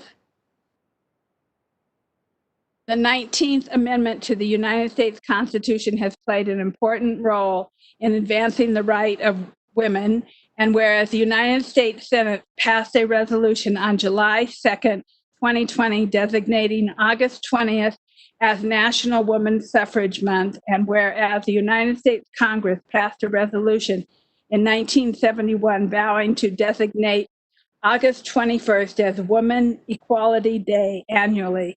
Now, therefore, be it resolved that we, the Board of County Commissioners of Santa Fe County, do hereby proclaim the month of August 2020 as Women's Suffrage Month. The board recommends that residents and civil institutions celebrate the 100th anniversary of the passage and ratification of the 19th Amendment, provide for women's suffrage to the Constitution of the United States by safely participating in local organizations events during the month of August, and especially on August 26, 2020, which is largely recognized as National Equality Day. 2, honor the role of the ratification of the 19th Amendment in further promoting the core values of our democracy as promised by the Constitution of the United States. 3, reaffirm the opportunity for students and adults in the country to learn about and commemorate the efforts of the women's suffrage movement and the role of women in our democracy. And 4, reaffirm our desire to continue to strengthen democratic participation and to inspire future generations to cherish and preserve the historic precedents established under the 19th Amendment. I therefore move to approve and adopt and pass on this 28th day of July, 2020. Second. So we have a motion from Commissioner Hanson and a second from Commissioner Hamilton. Commissioner Hanson, did you have another comment before I go around? Yes, I do. I especially want to recognize all of the women who work at Santa Fe County, and especially the women who work as constituent liaisons to all of the commissioners. Olivia, Tina, Paulina, Sarah, Julia Valdez, who's worked there. I know I'm forgetting somebody because Ambra. Pardon? Ambra. And Ambra, of course, and Ambra, and all of the county managers that are women. You know, these are the people who make Commissioner Hamilton and myself and all of the commissioners look as good as we look. And it is so important to recognize them for their contribution to making the county so successful. So I just want to make sure that they're all recognized. I could not do this work without my own constituent liaison, Sarah Smith, who I am indebted to for all of her hard work for me. So with that, Mr. Chair, I will relinquish the floor, even though I don't want to. Thank you, Commissioner Hanson. I'm going to go to Commissioner Hamilton. I thank you for that. Recognizing the other women who contribute significantly to the county's work is incredible. And when you think about it, we have some very key department directors who are women. And so it just doesn't stop. I mean, enabling people of all persuasions who have ever in history been kept down. You know, the lesson we learn over and over again is that when people are enabled, they can make great contributions. And I guess I've known a lot of men who've been incredible in my life in being very, very positive enablers. But I've also known very many women who have been, and it's wonderful to have that kind of diversity. Thank you, Commissioner Hamilton.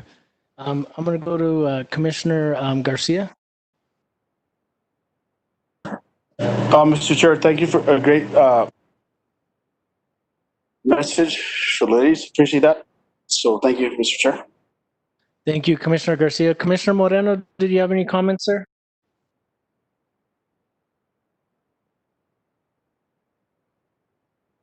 Commissioner Moreno, I you're believe you're muted. on mute. Thank you. Good job. You captured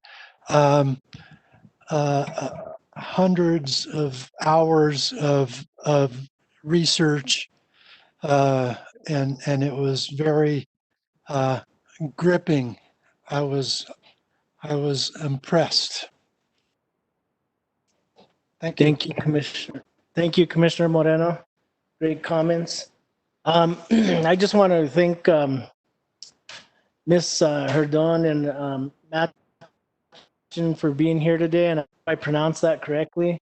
I couldn't be happier to support this proclamation. I think that everybody here has, an inspiration as far as a woman in their life, and mine would be, the people that we work with. Manager Miller does a great job, and my mom, especially, she's a very strong woman, a great inspiration. She's always been somebody that I could go to for advice, and her and my dad both, had equal say in our family, and you really need that, and it was basically a partnership to have a healthy household and raise four boys, actually. And so I just can't say enough about my mom and other women that I've worked with that are just strong leaders, including my peers that are on the commission with me, Commissioner Hamilton and Commissioner Hansen.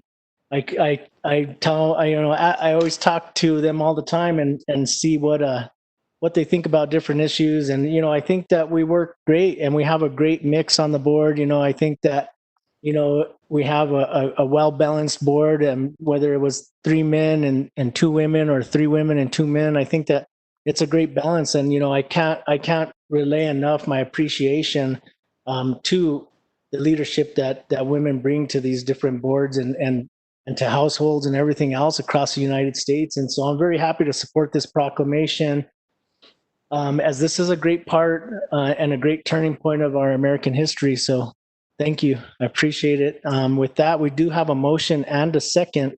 So I'm going to go to a roll call vote. Commissioner Hansen? Yes. Commissioner Hamilton? Yes. Commissioner Moreno? Yes. Commissioner Garcia? Yes. And a yes from Commissioner Roybal. Thank you. We have a unanimous decision. Commissioner Hansen, go ahead. I want to just ask if Manager Miller has anything she would like to say, being our leader of the county and all of us being so appreciative of such great leadership that you provide. Mr. Chair, Commissioner Hansen, thank you for that. You said so much in the proclamation and everybody's presentations and comments that I don't have a lot to add, except that I feel very, very fortunate that I've been given the opportunity by this board and previous boards. I've been county manager almost 10 years, and it's been an honor to be appointed to this position and be supported by all the elected officials at Santa Fe County. And I really do think that we have had the opportunity of a really great mix of our board members of women. And I remember when I first came to work for the county, it was all men. And 22 years ago, and it was all men. And I went to the state and I came back, and it was really nice to have that mix of women on the board. And at the time there were 3 women and 2 men, but it really, I think Commissioner Roybal said it, that having that mix of women and men leadership and having that opportunity, and women running for office, more and more women stepping up to leadership roles is fantastic because I believe that women bring a different dynamic to the table, and it's complementary to leadership that men have provided. And I think watching this change, and particularly in Santa Fe, over my 22 years of living here and watching more and more women in leadership roles has really been fascinating to me, and I feel very fortunate that I've been given that opportunity. And I think we have a great team of men and women at the county, and I appreciate that you as a board have given me the opportunity to be the county manager for so long. So thank you. Thank you so much, Catherine. We have a good team at the county, and I'm honored to be part of it, along with Commissioner Hamilton on the board. And so with that, I want to thank everybody from the bottom of my heart. I am so honored to be an elected official and to be able to work hard and benefit my community and give back because Santa Fe County is one of the most beautiful places in the world. So thank you so much. Chair Roy Ball. Yes, Madam Clerk, I'm glad to hear you chime in. I was just going to call on you.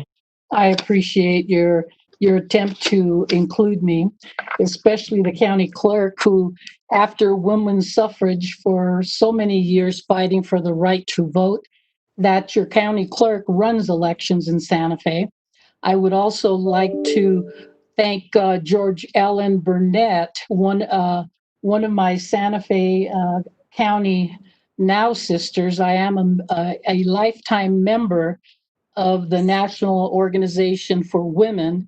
I've been on the national board, and I am co-president of Now for the state of New Mexico.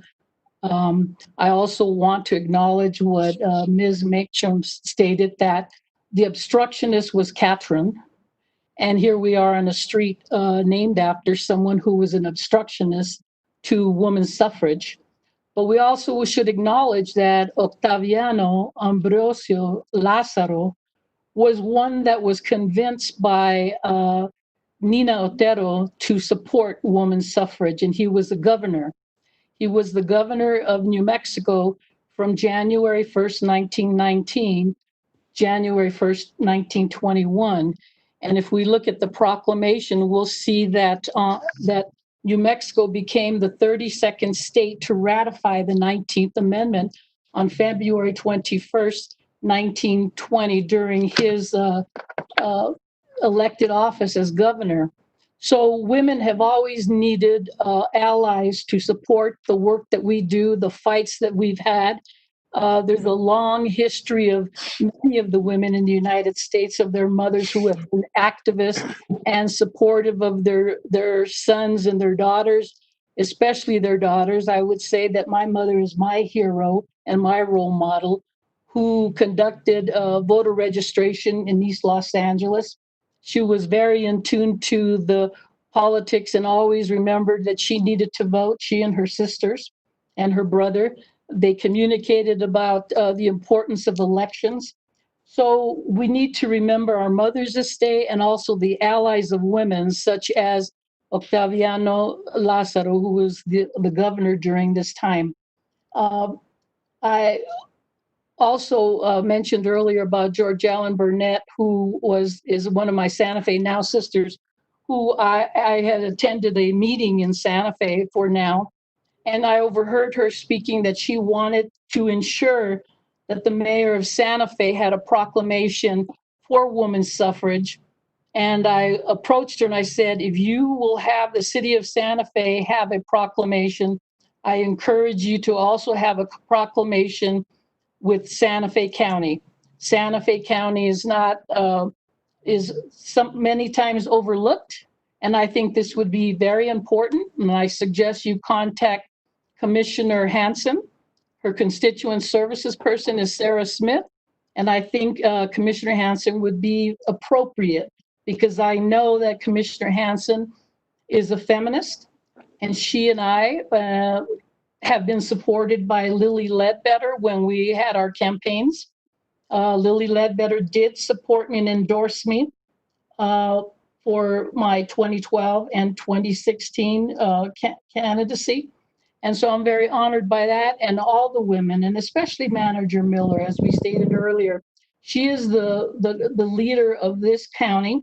She does a tremendous job. She has incredible finance policy for this county, and I think it brings us forward. So never forget that women who are in leadership roles are powerful, are intelligent, and can do the work that needs to be done on a daily basis. Thank you. Thank you, Madam Clerk. We appreciate Geraldine, your comments.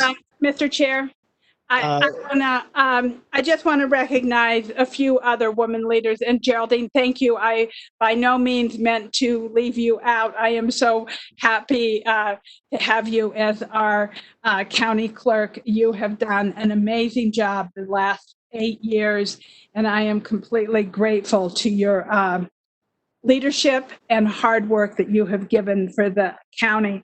I also want to recognize Cordelia Montoya, who is our probate judge, and Catherine Clark, who will be our next county clerk, and Jennifer Manzanares will be our new treasurer. So there will be even more younger women coming up the ladder. So we all look forward to celebrating in this month. And even though we have to celebrate from home, I hope that you will all join us on August 26th for the national celebration out of Albuquerque, and also join us for the car parade on August 23rd for a meeting at the Para building at before 2 o'clock, probably starting to gather around 1:30. I'm looking for a convertible if anybody has one. Just to let you know. And I look forward to having a great parade. And please remember to send in your pictures for your porch parade. And I will post that on my Facebook page where you can send them. And the deadline, I believe, is Thursday. So Meredith, if you can help me with that, I would be grateful. Thank you, Meredith. Thank you, Pamela. Thank you, Commissioner Hamilton. Thank you, Sarah Smith. And thank you, Mr. Chair. Thank you, Commissioner Hansen. Okay, so we've had such a long discussion that I don't remember if we voted yet or not. I don't. So, I think we only have a motion and a second. We're still under discussion. So great conversation though, but you start losing sight. I start thinking, going back and forth, and then I forget whether or not we voted, but I know we were still under discussion now that I thought about it. So Chair Roy Ball. I think yes. we did vote. Chair Roy Ball, this is County Clerk Salazar. Yes, you did vote already, and we started the discussions after the fact. That's right. Okay. Okay. See, I told you, I lost my chain of thought there. Well, the important anyways, part, it was we're a great happy process. the important part is we're happy that you were listening intently. Thank you so much. Thank you, Madam Clerk. I appreciate that. So we did have a unanimous vote on this proclamation. So once again, I'd like to thank everybody that was here today, and thank Commissioner Hansen for bringing this forward. So we're going to move on to our next item, which is item 8D, and this is a request approval of a letter from the Board of County Commissioners expressing support for the proposed 2020-5-14-2018 residential and commercial international energy conservation code option. Commissioner Hansen? Thank you very, very much. Once again, I believe I have some people here from the public to support this. Part of the reason why I brought this letter forward is that I am a member of the Coalition of Sustainable Communities, which is a board that the Santa Fe County supports. And, these codes, the 2018 codes for a green building, are also supported by the governor.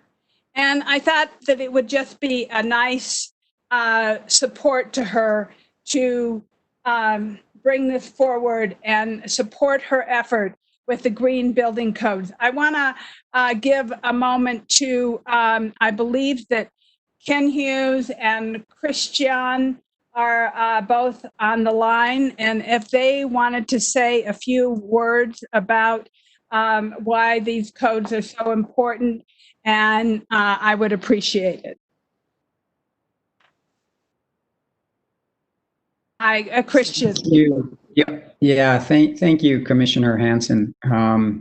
Thank you, commissioners, for the opportunity to say a few words. My name is Christian Casillas. I'm the Director of Policy Development and Research for the Coalition of Sustainable Communities, New Mexico. The Coalition is a member-driven organization that currently represents cities of Albuquerque, Santa Fe, Las Cruces, and of course, Santa Fe County, accounting for approximately 40% of the population of New Mexico. And the mission of the coalition is to work on behalf of its members to develop and support policies that will increase economic opportunity and well-being for their communities as well as future generations. And so we are strongly urging the adoption, support of the adoption of the state's proposed 2018 New Mexico residential and commercial energy conservation codes, which is based on the 2018 IECC. New Mexico has missed over a decade of energy savings opportunities as this current code is based on the outdated 2009 IECC codes. So that's over 11 years of missed savings opportunities. Santa Fe County has showed leadership in requiring a HERS rating of 70 for new residential buildings. However, the new codes will lead to the construction of residential buildings that are significantly more efficient, delivering cost savings to its occupants. The proposed new code provides builders a choice to build homes that meet an energy rating index, which is the non-proprietary version of a HERS rating, and which was introduced in 2015 by the IECC. And the code requires an energy rating index of 61, which is significantly lower than a HERS rating of 70 that the county currently requires. So this updated energy codes for new construction have very important equity impacts. And we've already heard earlier today how important that is for many of the economically disadvantaged communities in New Mexico and especially in Santa Fe County. So the codes provide opportunities to reduce utility bills for the poorest occupants. Low-income families are more likely to rent and live in multifamily housing units where there's less incentive for developers and owners to invest in energy efficiency since the utility bills are often paid by the tenants. When a jurisdiction has older codes, it's more likely that the cheaper housing stocks will be the ones built to the lower standards. Unlike wealthier families who can commission the construction of a green building, lower income families are left to choose from housing stock that may be built to minimal code requirements. With updated, stricter codes, a lower cost builder without updated, stricter codes, a lower cost builder might avoid technologies that will provide the future occupants significant long-term benefits. Study after study has shown that better energy codes do not result in higher home prices. In fact, updating our energy code will make new home ownership in New Mexico more affordable. Energy bills are the second highest expense of home ownership after a mortgage. The new energy code will pay for itself many times over in lower energy bills. Analysis by the Pacific Northwest National Labs on behalf of the DOE has shown that on average throughout the state of New Mexico, an update from the current energy codes to the 2018 version will result in life cycle cost savings of over $6,000 for homeowners. And that's a simple payback of 5 years, an annual energy saving of close to $400 for the new occupants of buildings built to these stricter codes. And so we are just strongly urging the support, especially in the context right now of climate change and the economic crisis and hardship that many lower income families are facing, how important it is that this next iteration of homes, which have lifetimes up to between 40 and 80 years, are built to a higher energy efficiency standard.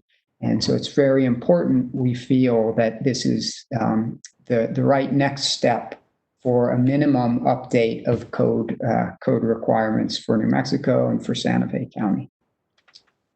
Thank you very much. Thank you, Christian.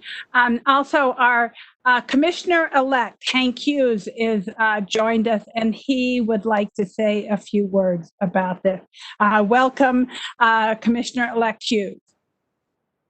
Thank you, Mr. Chair and Commissioner Hansen. I just wanted to say that in my campaign, renewable energy and the environment were at the center of my concerns and what I talked about as I was campaigning. And so I know that these issues are important to everybody in at least District 5, and I assume most of Santa Fe County. We know that to save the planet, we have to change the way we do things. And I think changing the building code is actually one of the less painful things that we're going to have to face. And I think we should obviously support the governor in this effort and support this building code. Thank you. Thank you, Commissioner-elect Hughes. Did Ken want? Thank you, Christian. I think you covered a lot of that. The letter is very simple that I have put in the packet.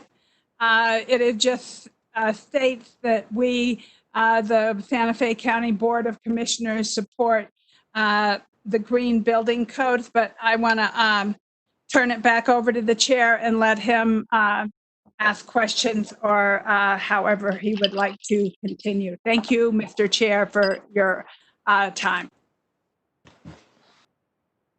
Thank you, Commissioner Hansen. I'm going to go to all the commissioners so they can have some discussion, concerns, comments, whatever is on your mind. So I'm going to go to Commissioner Hamilton. Thank you, Mr. Chair. I have worked for multiple decades in environmental science and for more than 20 years in climate change science. And so I think advancements in energy efficiency and energy conservation are among the multiple things that is on different scales, definitely on a national scale. Local scales have to support it. It's incredibly important to do. I am very proud of the fact that New Mexico is a leader in that. Our governor is pushing this. That's also very, very important.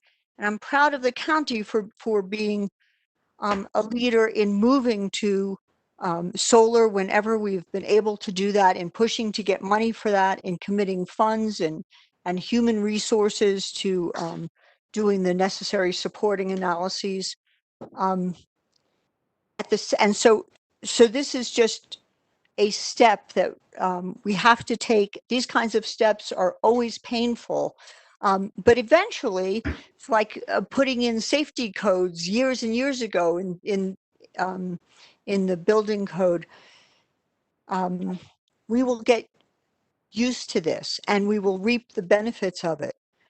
I still want to add that at the local level, local government that we represent, some of our obligation is because we're in the position of the interface, the closest interface to individuals. You know, local government is where people come to when they have problems. And it gives us a responsibility to think of the poorest and the people who will find this most difficult. And so what I want to do is, at the same time that I say how important this is and I support this, I want to say that it becomes our obligation to also look for ways to help the poorest people who will have the most difficult time in accepting the additional costs that this would represent, even if those costs are going to be paid back because of lower energy bills, which is true, but it can still be prohibitive.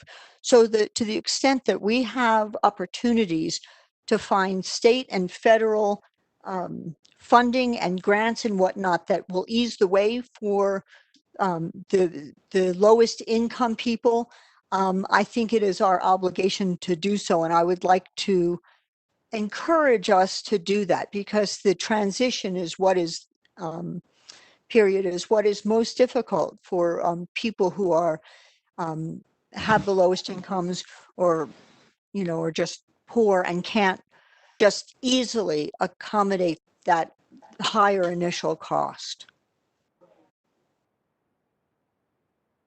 Thank you, Commissioner Hamilton. I'm going to go to Commissioner Moreno.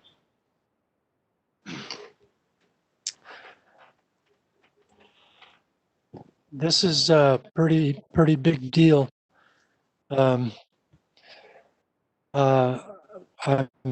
not an expert in housing, but my successor is certainly will be. And code is really important. And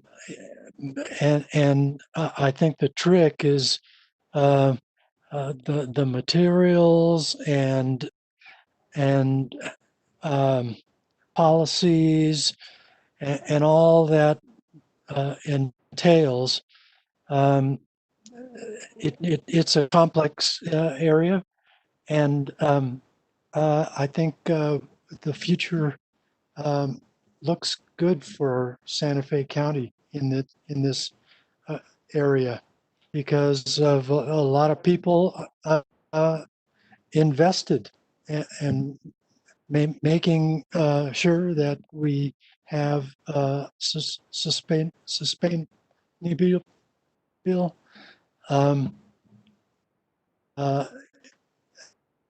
efforts. Thank you. Thank you, Commissioner Moreno. I'm going to go to Commissioner Garcia. Mr. Chair, thank you, commissioners, for bringing this forward. Renewable energy, we're all for it here in New Mexico. We're all for it. Obviously, that's a no-brainer, and we're all for it. Commissioner-elect Hank, he deals with the homeless individuals and people that actually aren't out there, and so renewable energy, we all get it. We're all for it. We understand that. We talked about the disadvantaged individuals. You know what? Okay, great. So I understand it's just a letter for support for the governor, and I'm just a little bit concerned as into the individuals that are low-cost builders. I don't understand the low-cost builders, because there's not a low-cost builder out there. So maybe there is. Maybe you can explain it to me. The gentleman that spoke, I get it. I understand that. I know tons of contractors. The welfare families. So welfare families, they can't afford to build a house, buy a house, or a double wide. And so I understand that. So the question, it's a letter of support for the governor. And I get it. Renewable energy. It's great. And I'm okay with it being a letter for now. However, higher cost builders, it just costs the local individual more money to put renewable energy in their home. How does that work? I don't know. We passed a code about 3, 5, 7 years ago as into let's put some water catchment systems in every home. A home over 2,000 square foot has to have a water catchment system. Does it even work? I hope it does. Maybe the last week and a half of it works, because we have water catchment systems at tons of our community centers. Do they work? I don't know. Are they working? I don't know. And so once again, it's a letter. I understand it. I get it. Commissioner Hanson, I appreciate you bringing this forward. Hamilton, I appreciate that. But one thing I would like to see, hopefully pennies on the line, is an analysis as into, does this energy efficiency work? I get it. Energy efficiency, I understand it. But water catchment systems, does it work or not? Let's pass a water catchment system. Does it work? Energy efficiency, does it work? I don't know. Our new buildings, So should we have more insulation, not less insulation? So what does this actually mean? Are you going to put more stucco on the building? Are you going to put more? But once again, it's a letter, and I just have a little bit of a challenge because individuals in my district, they can just afford all their payment in their home, and so for us to incur additional costs for them, sorry, I'm gonna fly in my head, for so once again, I understand it's just a letter, but so can we just I'm okay with the letter, but as we move forward with this, let's do an analysis and see how it works for 6 months, 8 months, a year. Does it work? Does it not work? Because that's where I'm at, Mr. Chair, and I appreciate Commissioner Hanson bringing this forward, and thank you for that. Thank you, Commissioner Garcia. And I think like with any kind of change like this, we definitely need to reach out to constituents and get community involvement. I know that I think renewable energy is the direction we need to go. It's just I do get concerned a little bit about if somebody builds a house and they're required to, put a solar system or things of that nature. I just want to make sure that we don't push it to the point where people that may have been able to build a home won't be able to now. So that would be only a concern that I want to make sure that we don't have, or that it doesn't affect them in that way. And maybe it won't. I mean, we talked about grants and different things like that, so maybe it won't. But it's something that I'd like to get more information on. Definitely, but I'm definitely in support of a letter. But I'd like to in the future see how this would affect some of our residential or our constituents that are trying to achieve the dream of owning their own home and things like that. So that's one thing that I just wanted to say, but I would definitely be in support of this letter. So is there any other comments from commissioners or any other? Mr. Chair, I think Commissioner Hamilton. I'm going to go to Hamilton, then I'll go to Hanson. Thank you, Mr. Chair. I think that what you're saying, Mr. Chair, is important. And one of the things, what I was trying to drive at in other states, for example, for the idea of putting solar on their house, other states have implemented programs that would help people who weren't, middle or upper income and couldn't just walk into a bank because they had a great relationship and say, I want to take out a loan to put solar on my house. So the states that could support a program where they could get a loan, but it would be through the state, maybe backed by the state. And the program had a name, which of course, I'm sorry, I'm forgetting. We had difficulty doing it in New Mexico because there were some legal questions that were brought up about whether it would be a lien on the first mortgage and that sort of thing. And there were just sort of technical difficulties. That's the kind of program I was alluding to, something that would support lower middle and lower income people to implement these kinds of retrofits and more easily. The same could be said for energy efficiency. I don't think it would be that hard for the state, and it's something we could help them support. It might even be possible at the county level to support middle and lower income energy efficiency audits. This, I think, is, and I maybe Christian or somebody else could speak to it, is related, but possibly slightly differently because it's speaking to codes which would normally impact new construction.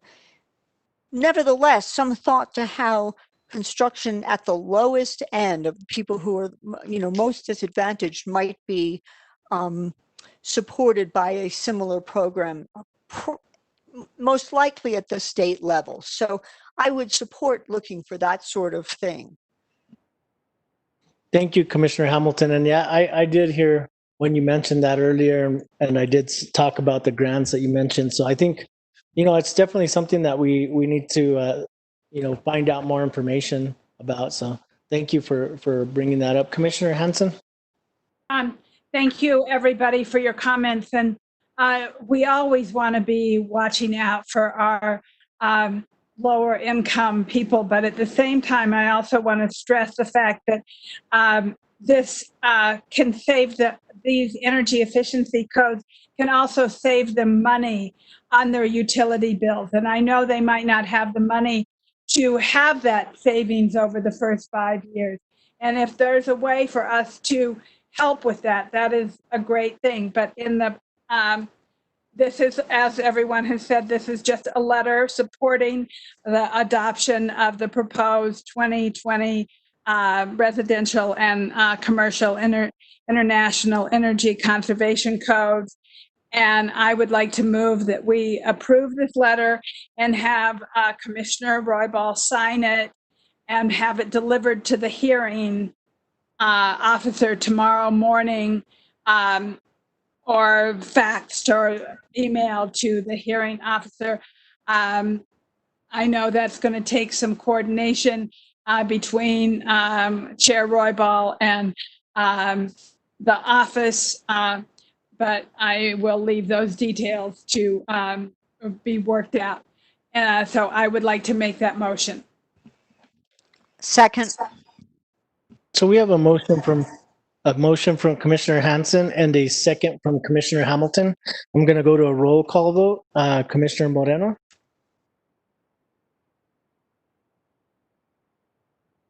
Commissioner Moreno, I think you're on mute, sir.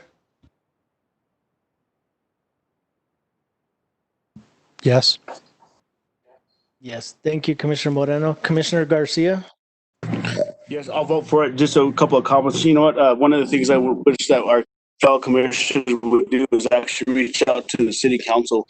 You know, in Commissioner Hanson's district, my district, all these apartment complexes that are getting built, are they energy efficient? I don't know. But we hope that we can reach out to the city of Santa Fe and say, what about these apartment complexes?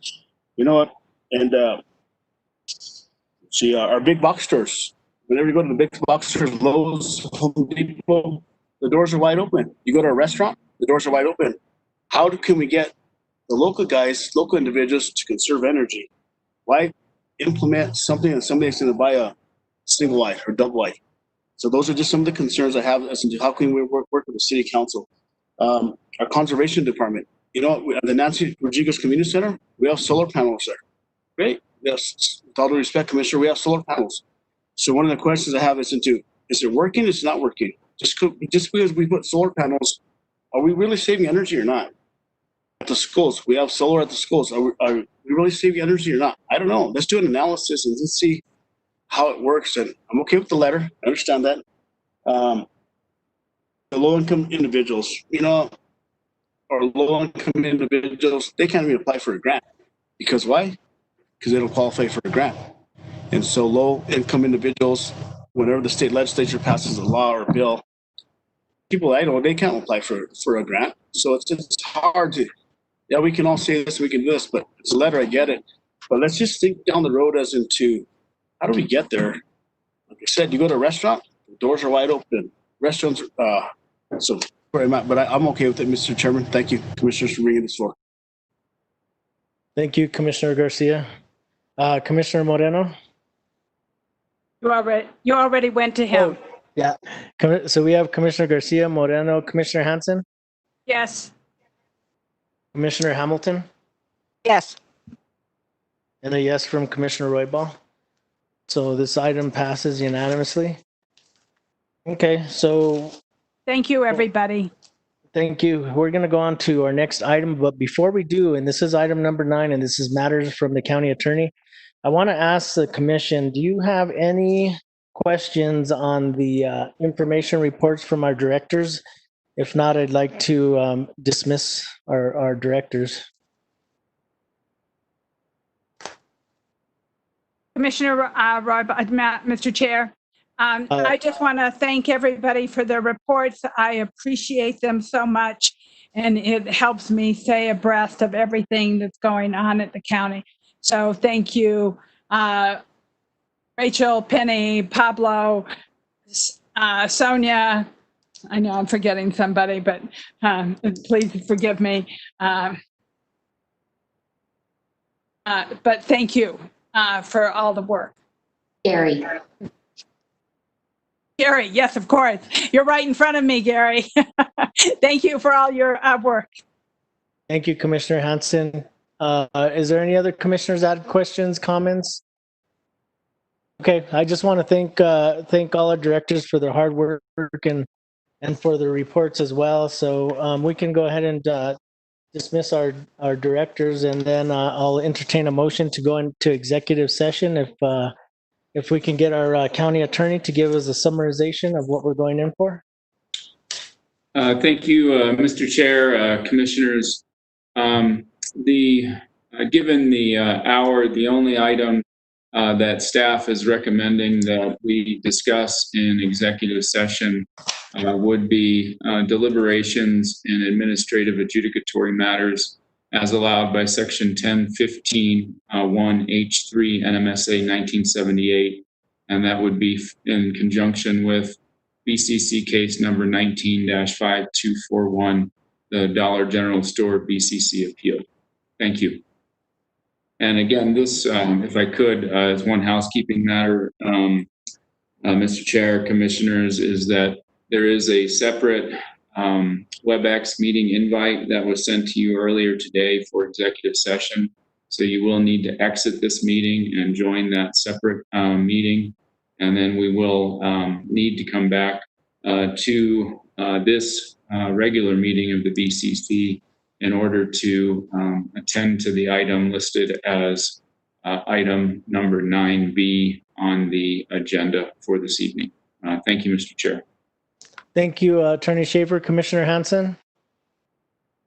So am I to understand that we are not going to discuss items 2 and 3 on the matters from county attorney, or are we discussing all of those and you just didn't list them?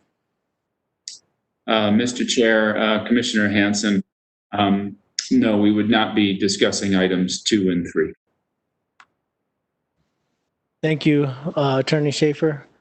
Do I hear a motion to go into executive session? Mr. Chair, I would move to go into executive session to discuss the item as delineated by Attorney Schaefer. Second. So we have a motion from Commissioner Hamilton, and a second from Commissioner Garcia. Can I get a roll call, Madam Clerk? Yes, Chair Roy Ball, Yes. Commissioner Hanson, Yes. Commissioner Hamilton, Yes. I think it was a yes, but I'm not sure. Yes. Thank you. Thank you. Sorry. Commissioner Garcia? Yes. Do we have to go to a different website? As directed by Attorney Schaefer, yes. But Thank we're you. going to finish this roll call. Thank you. Commissioner Moreno? Yes. Yeah, Yes. 5 yeses, Chair Roy Ball. Thank you, and good evening to all. Thank you. Good evening, Madam Clerk. Also, I just want to let the commissioners know, I know it's been a long evening, so go ahead and we'll take a 10-minute recess and we'll reconvene in executive session at 6:30. Thank you. Thank you, Mr. Chair.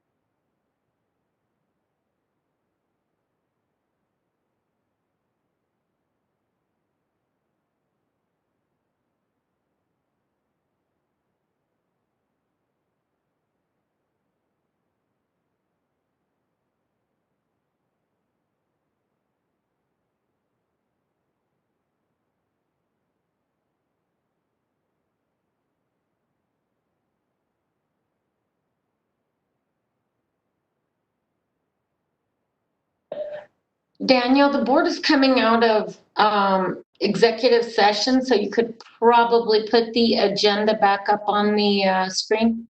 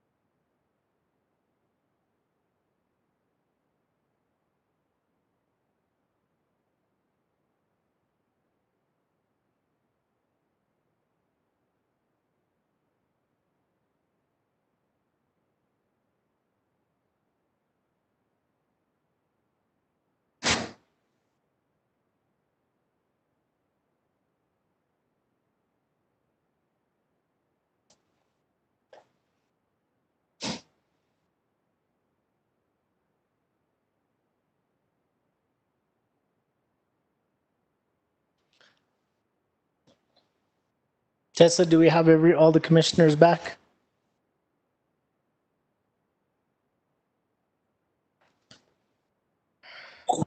Yes, sir, we do. All right. Okay, welcome back, commissioners. So I'll entertain a Oh, motion. excuse me. It looks like Commissioner Moreno is not yet. Sorry about that. No worries. I will let you know as soon as he signs on. Perfect. Thank you, Tessa.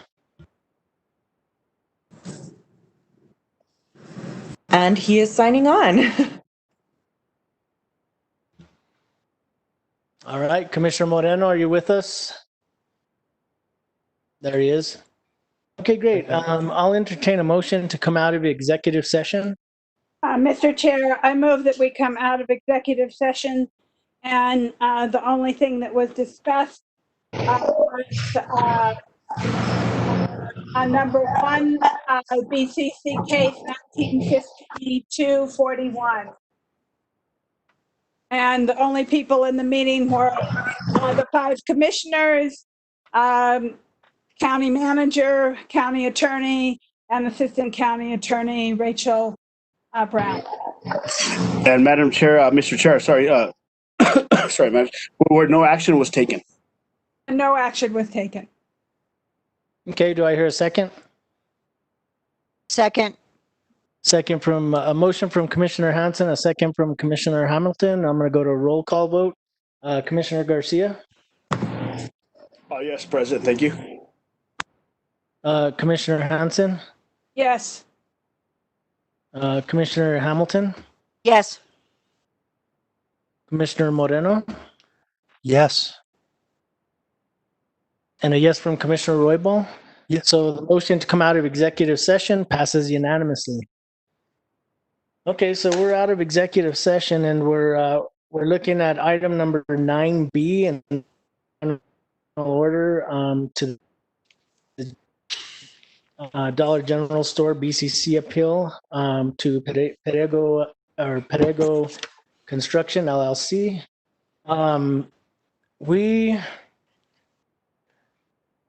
I know right now we've looked at this application and, the applicant has met all the criteria needed for this appeal, and staff has already verified that this is a development that is permanent and can be and is allowed in this community or this area of the county.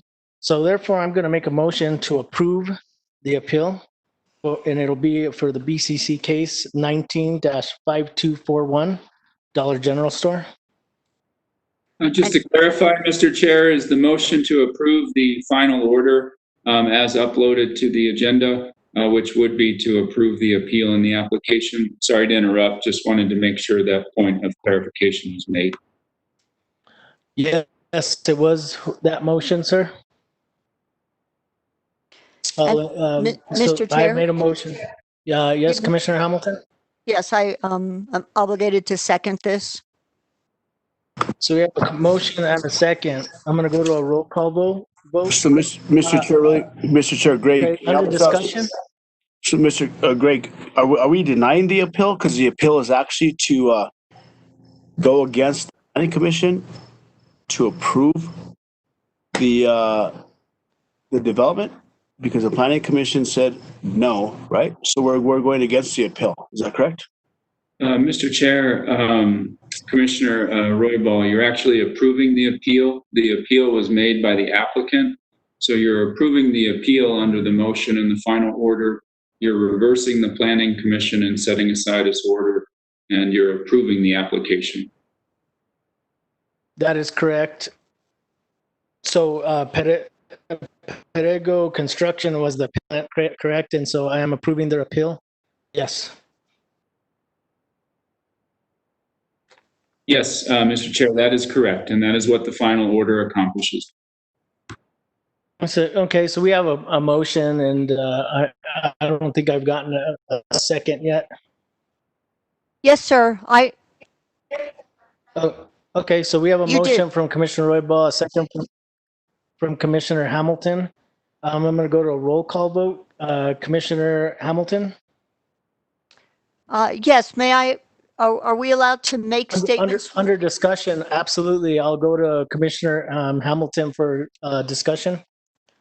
Yes, I just want to say for the record that I am entirely sympathetic to the concerns of the constituents in El Dorado and in District 4 with respect to their economic impact and other concerns of having the dollar store come in to their community. And I really want to thank everybody who made their concerns known, and also remind them that they have other powers that they can utilize, including not frequenting any place that they don't want to frequent and support. But because this is a permitted use, as the chair said, it's not even a conditional use. It is a permitted use. I really feel like there's absolutely no judgment that can be made other than to approve a rightful development and thereby protect the county and all its constituents against very negative economic impacts of any kind of further actions that would be taken if we denied this. I do want to restate, just for emphasis, the importance of the county enforcing compliance with the design standards, which are in fact stated in this order, and as well as on the plans that were submitted. And I hope that that gives some comfort to people, knowing that at least those will be adhered to. Thank you very much. And you're not doing the vote yet? This is just comments? These are just comments. Commissioner Hamilton, I'll come back around. Commissioner Hanson? Thank you, Mr. Chair. I also want to express my concern for the constituents of El Dorado and the 285 corridor. I do not believe that a dollar store is an appropriate building for that place, but I hope that you will all look at this as that you will get a building, and you have the right to exercise your free will and your belief in where you shop and how you shop. And if you don't want a dollar store there, you do not need to shop there. And I think that you have that right. And so I think that should be taken into consideration. If nobody shops there, it's likely that that store will not survive, and you will have a nice building that hopefully a nice mom and pop shop could be invested in there, and that it could be really part of the community. And that is my hope for this community, that you exercise your constitutional right to shop where you want and to shop where you don't want. So I will leave it there. And I appreciate, I feel very strongly that as a county commissioner, I am here to make sure that we are not wasting taxpayer dollars. And this is a permitted use, as Commissioner Hamilton just stated. And that means that it's not a conditional use, it's a permitted use. And we would eventually end up in court, and then we would be back here, and it would be a waste of county resources and a waste of county money.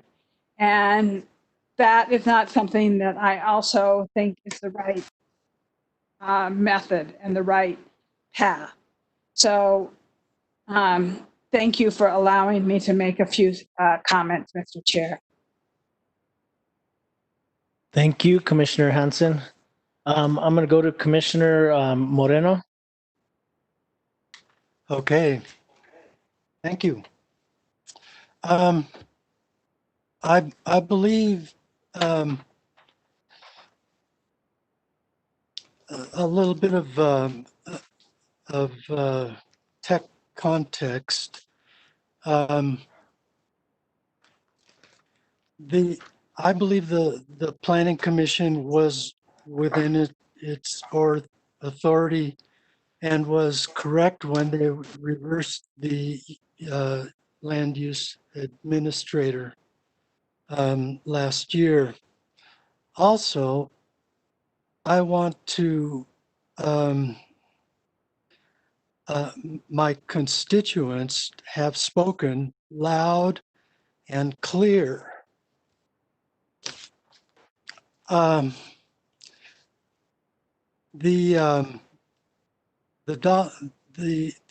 general Dollar General is a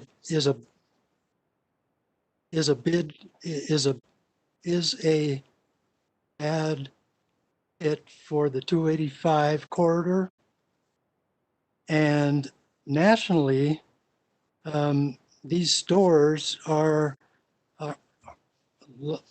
increasingly are targets of crime. So, and into closer to home, it would help. It would hurt local businesses in the El Dorado area, and the hundreds of people who made their case in a long meeting some time ago, and I thank you all. I thank them all. Thank you. Thank you, Commissioner Moreno. Commissioner Garcia? I respect my colleagues and what they've said. And sometimes as a policymaker, it's hard to make some difficult decisions, but sometimes you have to make them. Thanks for our legal department, and I appreciate it. I have no further comments, Commissioner. Mr. Chairman, thank you. Thank you, Commissioner Garcia. And I would also recognize all the comments that were made by commissioners and thank the public that was here to share their thoughts on this item. And I just want to say thank you to my commissioners for all their comments as well. So we're going to move to the vote on this. I'm going to go to Commissioner Hamilton. Yes. Commissioner Hansen. Very reluctantly, yes. Commissioner Garcia. Yes. Commissioner Moreno. No. And yes from Commissioner Roybal. So the this item passes 4-1.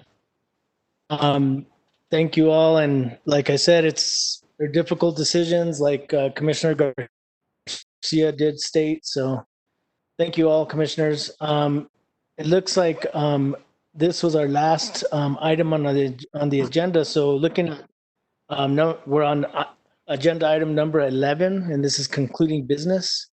Are there any announcements from commissioners that you would like to announce tonight or to your constituents, Commissioner Hansen? Yes, I forgot to mention that the Neighbor to Neighbor food drive is about to start. And in these really difficult times, I want to remind people that those who can contribute food to people in need, please help us. So the Neighbor to Neighbor food drive will, I believe, begin shortly, and it ends on the middle of September. So any donation you can make to the food drive in your neighborhood can help support our other neighbors who may be struggling during this very, very difficult time. Thank you.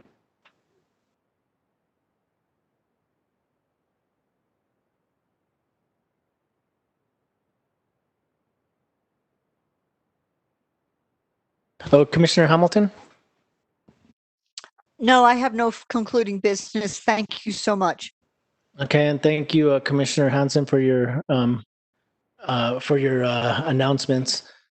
Commissioner Garcia? No, I just like to just say, you know what? Just sitting out here in my beautiful backyard or the property we have here, and 3 hummingbirds just flew by. Awesome. As policymakers, sometimes we have to make hard decisions, and I like to thank my colleagues as into, you have to do what you think is right and whatever the law calls for, and that's what it's about. And so we did that. And thank you, Commissioner Garcia. So thank you, Mr. Chair.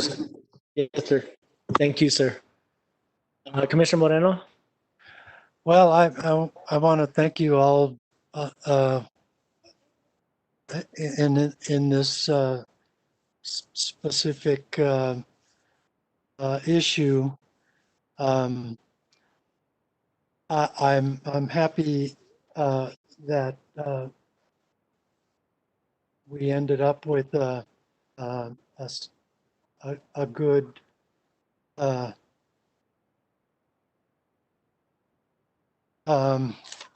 not the most perfect conclusion, but it'll be okay. Thank you, Commissioner Moreno. Okay, and I don't have any announcements. So I would entertain a motion to adjourn. So moved. We have a motion from Commissioner Hamilton and multiple seconds from Commissioner Hansen and Moreno. I'm going to go to a roll call vote. Commissioner Hansen? Yes. All right. Actually, I'll just say let's all signify by saying aye. Bye. Bye. Bye. Have a great evening. Thank you, everyone.